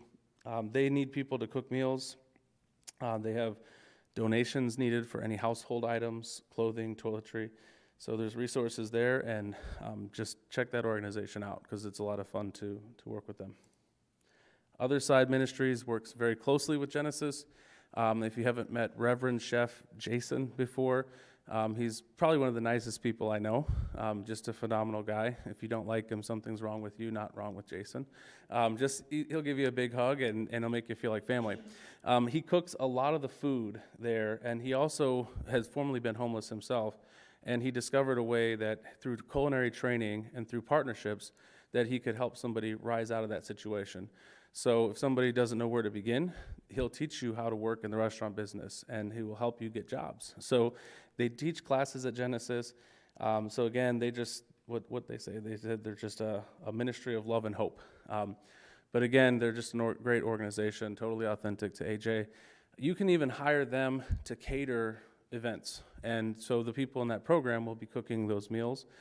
Jason will tell you he has the best ham glaze of anybody in town. Trinity will say it's terrible, but they have that fun argument. So hire them if you have an event like a holiday party, Super Bowl party, something like that. Give Jason a call. He'll handle all the catering for you, and it will be helping local people get jobs.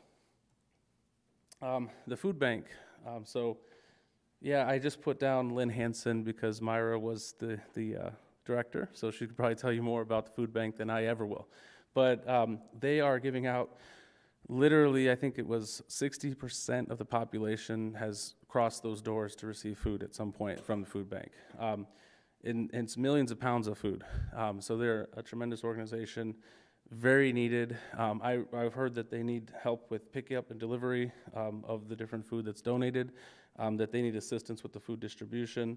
And again, if you have financial resources to donate or food resources to donate, work with our food bank. I put down Lynn as the current contact person, so there's a number for the food bank and also her cell phone.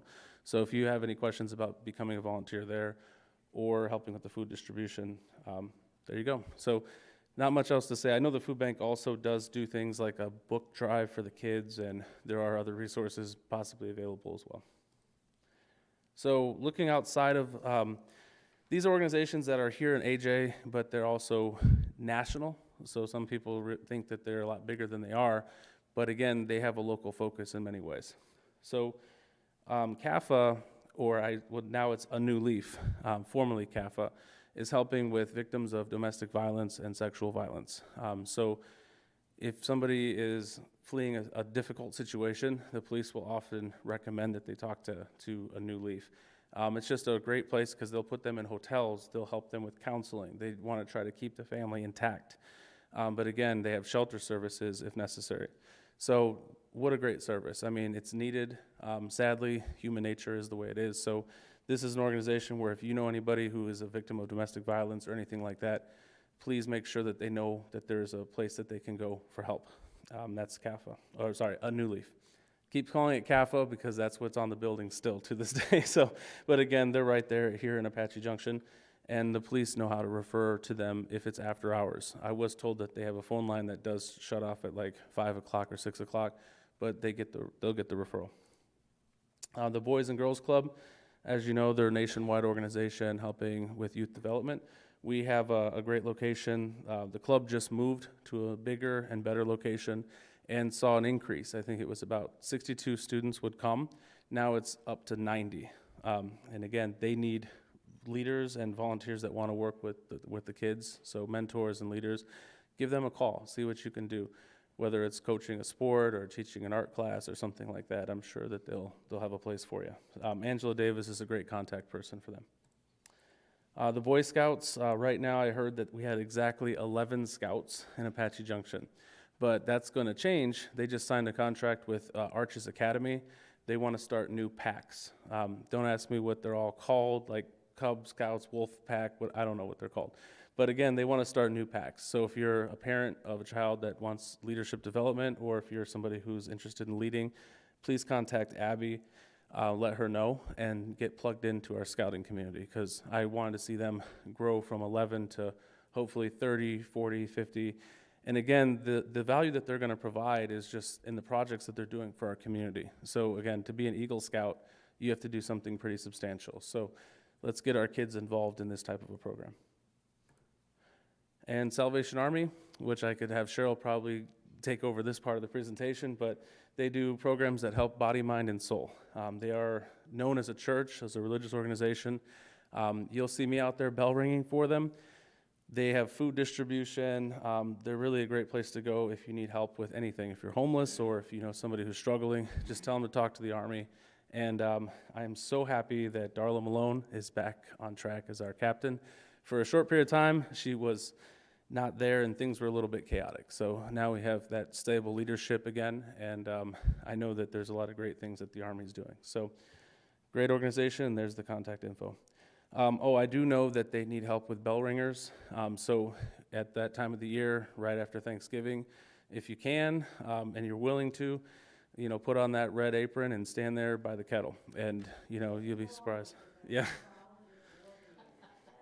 Yeah, so they need volunteers. I was in front of, what was it, the Walgreens, the Walmart, all over town. So if you saw me out there with my little Baby Yoda Christmas hat, don't make fun of me, but that was fun. So again, Salvation Army is a great organization. So I don't know if you have any questions, but those are kind of an overview of our nonprofits. I think you can see that there's a wide variety of things that are happening here in AJ, and we need manpower, we need donations.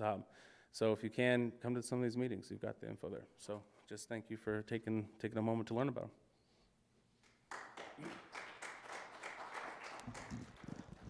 them. Jeff, way to set the bar. That was an exhaustive list. That's very, very impressive, and reminds you of just how many groups are out there, and how many areas of the city that we sort of cover with nonprofits. It's a fascinating part of a community like this. Remember, Apache Junction has evolved in a different way than a lot of communities. It is a suburban community, but it's not, because it's also very much a rural community. It was on its own, separate from the rest of the metropolitan area for decades before it kind of grew eventually, and Mesa grew out this far. So it does have a lot of qualities that you would think of for a rural community, and then is become something of a suburban community, because of course we're part of such a big metropolitan area. Now we also have to finish up this part, this section on nonprofits, someone who is coming in right off of the trenches, so to speak. She was with United Way, and then took over as executive director of the food bank across the street, as Jeff mentioned, and now she's in a new role that I'm sure she will tell you all about, and so she's going to talk to you about her experience and a little bit more about the nonprofit industry and world in Apache Junction. So Myra Garcia, ladies and gentlemen.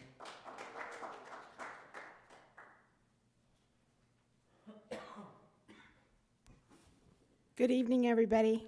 So happy to be here to talk to you tonight. Some of you have known me from the nonprofit world, where I've spent 7 years, going on my 8th year.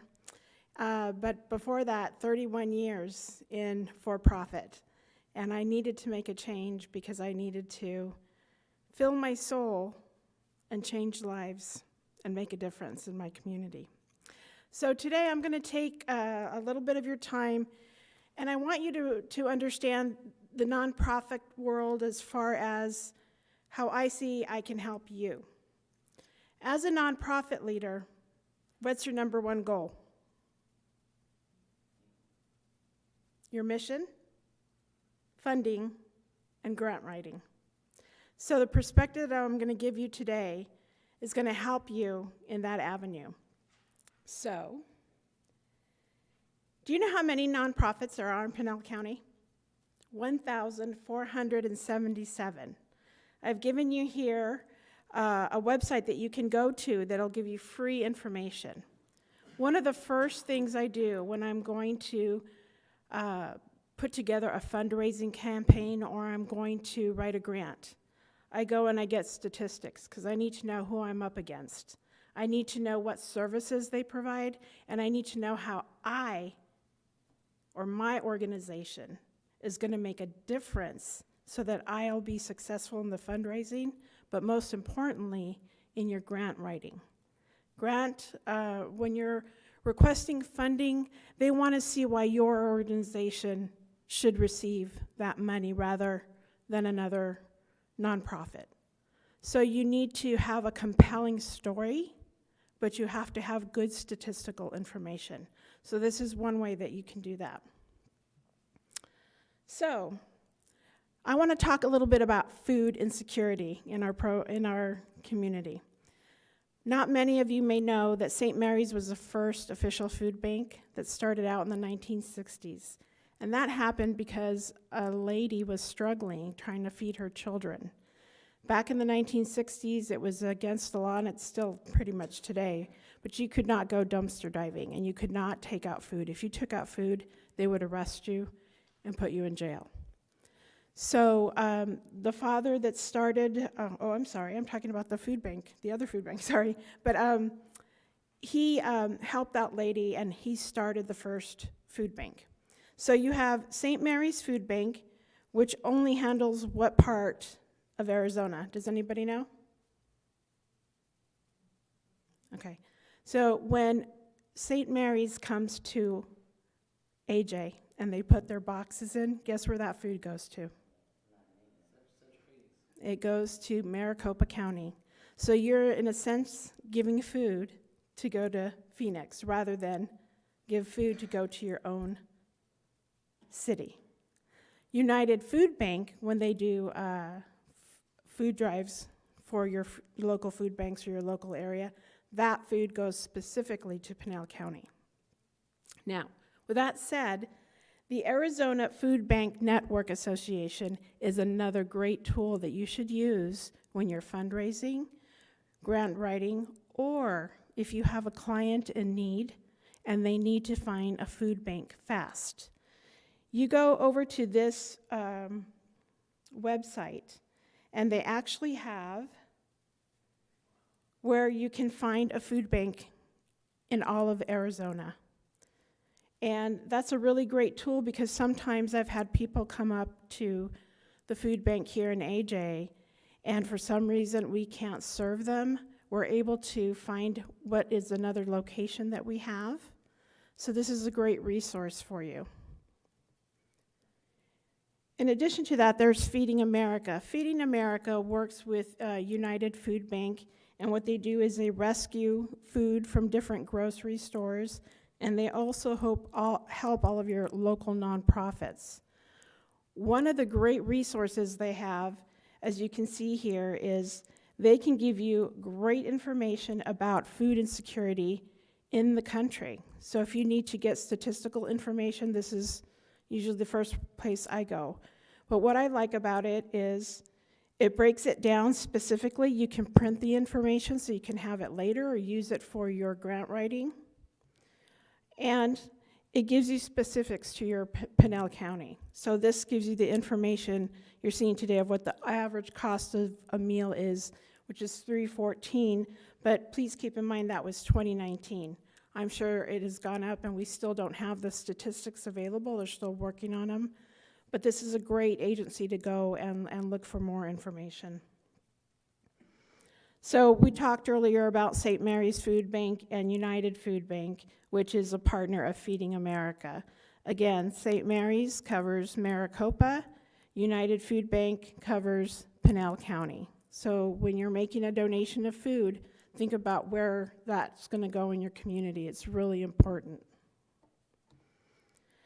So I've transitioned, as you know, from food bank to now I'm handling literacy through AARP Corp Foundation. And what we do is we are getting 50 plus volunteers to work with a child for a whole school year. The children that we work with are from 1st to 3rd grade. We started this program in 2019 because we noticed test scores for reading have gone down significantly. Unfortunately, COVID happened, and then you saw children having even more of a gap in their reading scores.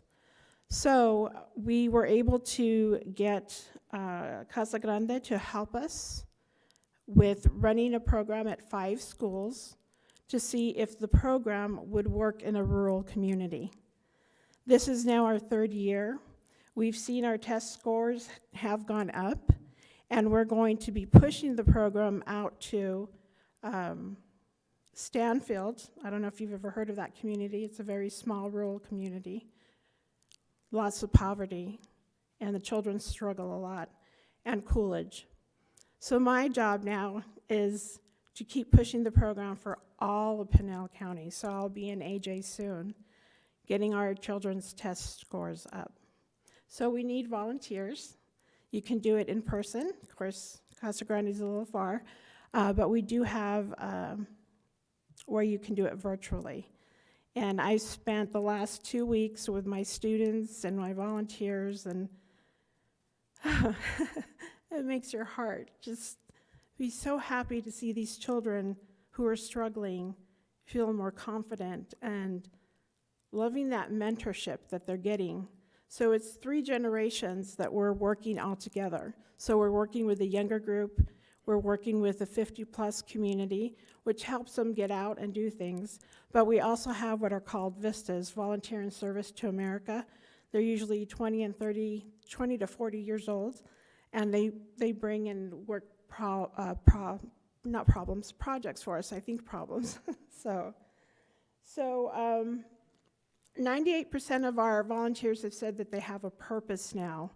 And it's great to see older individuals coming out and spending time and giving their wisdom.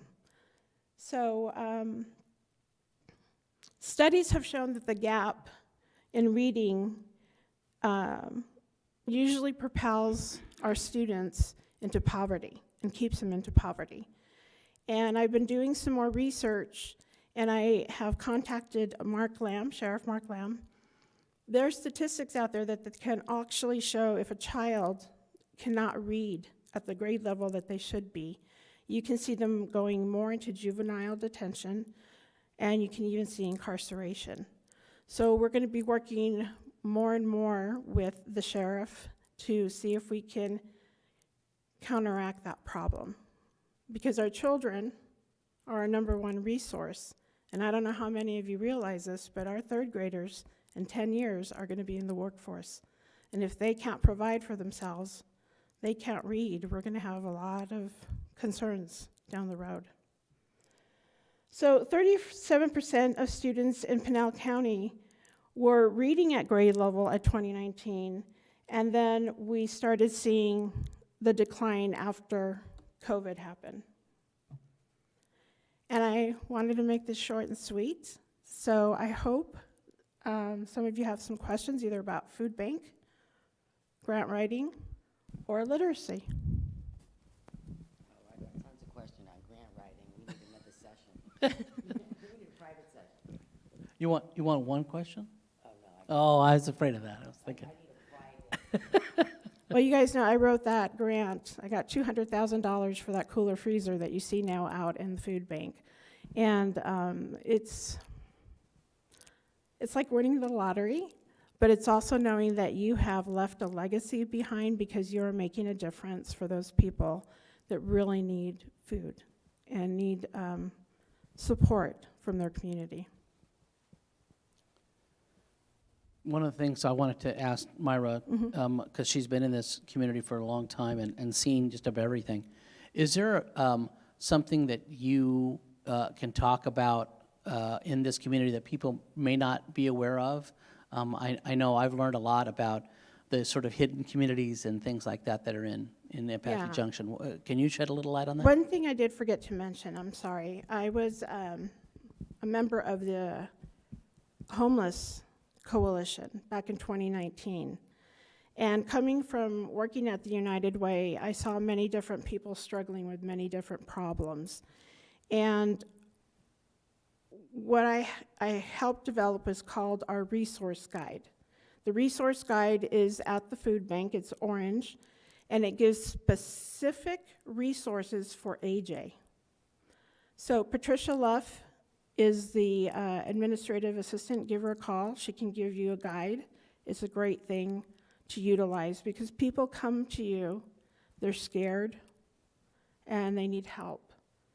And the purpose of that guide was to make sure that the information that was in there is accurate, because that's one of the problems I found. People aren't there anymore, phone numbers don't work, websites, addresses. So I had a group of 6 volunteers every bi-monthly check the information, so it's up to date.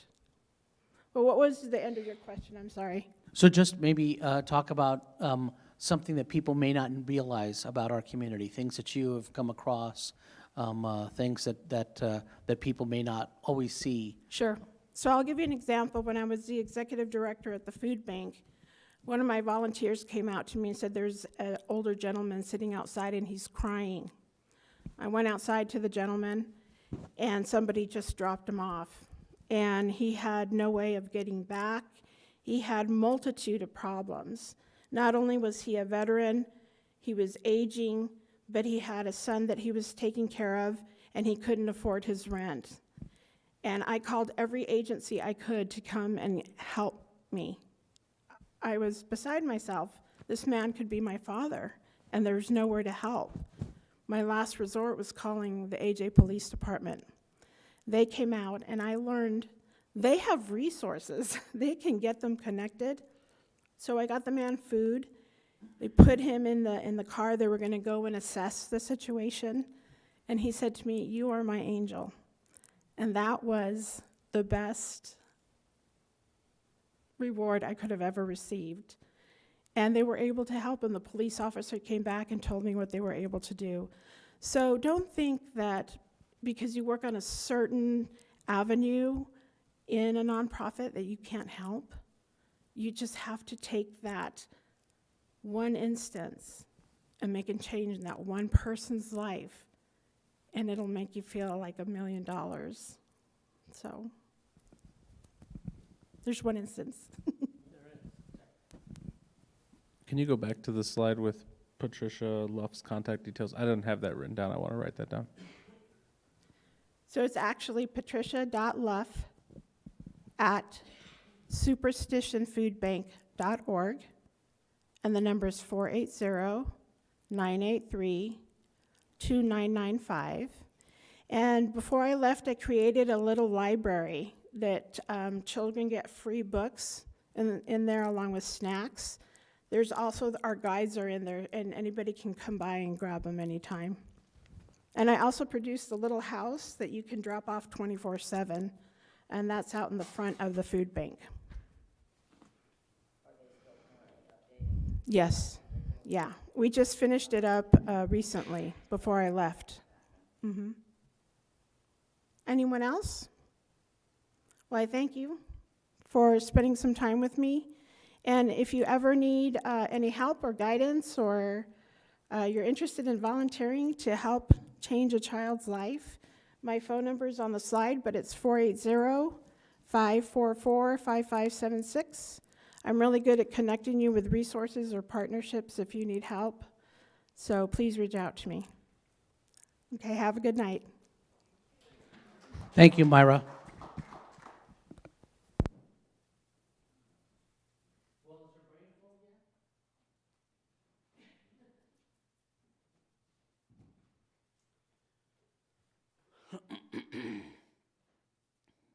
Did you get that, Jeff?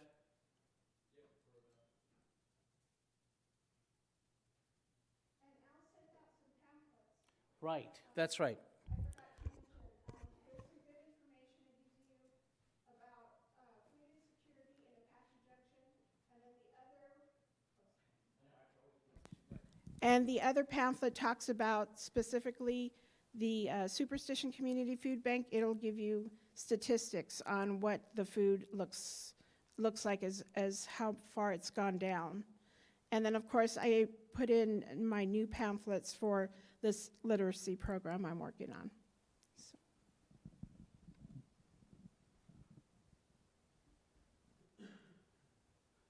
Okay. What did we miss? Anything? No questions about anything? You know everything about the city now? Anything you don't know about the city? Actually, I've had students that come through the CLI and say, you know what you really need to have? You need to have a master's level CLI. Go digging into one of these departments and really see what makes it all tick. Keep your eyes and ears open for that. You never know. This is a program that I have now been able to do several times since I got to the city, and Matthew McNulty, who is sitting over in the media room, will tell you it is always interesting to see how each class comes along. It is always filled with people who want to get engaged, people who want to either serve in the city, want to do something in the city, or in their particular community. But everyone has its own personality. Each group is a little bit different. We've had board members from several.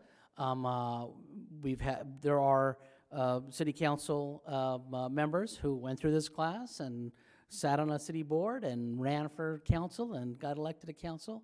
And there's also a lot of people, there's a couple on the school board for that matter, I think two or three of the school board members are CLI graduates. But there's also a lot of people, excuse me, who've gone through this class who've done a lot of other things. Not just sit on a board, not just sit in a council, not just sit in an elected position, but have given back to the community in a lot of different ways. What I was hoping to try to get across, especially in this last session, but throughout the whole series, is to understand how the city works and how it goes about its business and how you can play a part in that. You can play a part in that in many, many ways. Whether you are sitting on a board as an advisory person or if you're in the audience at a city council meeting and voicing your opinion. There's lots and lots of ways to do it.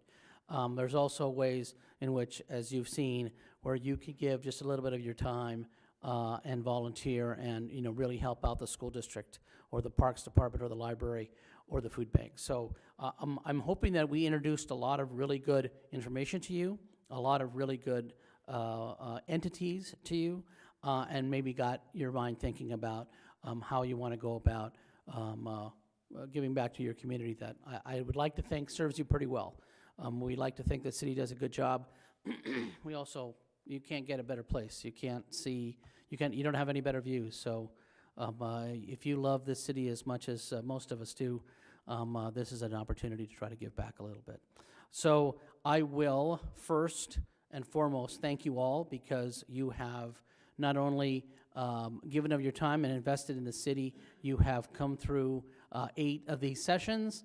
That's a lot of time on your hands and gas money that's gone up even since we began, and have been interested and engaged, and we do appreciate it. And I am very appreciative of all of you for being part of this particular edition of CLI. We will plan for March 17th. If things change, I will let you know.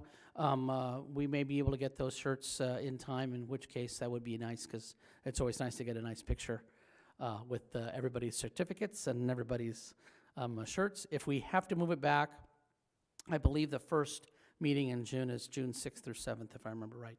And so that would be the backup date. You can keep that in mind, even if it's already into the summer and you're off on summer vacations or whatever you're doing. If nobody else has any questions, I will thank you one last time. I will thank my compadre, Mr. McNulty, for all the technical assistance of everything. He runs the whole show most nights, and he does it for this, and he's done it for the last, I don't know how many years. So I do appreciate him more than he realizes, probably. And I appreciate all of you as well. Please have a very good evening. We will see you at graduation. Drive home safely.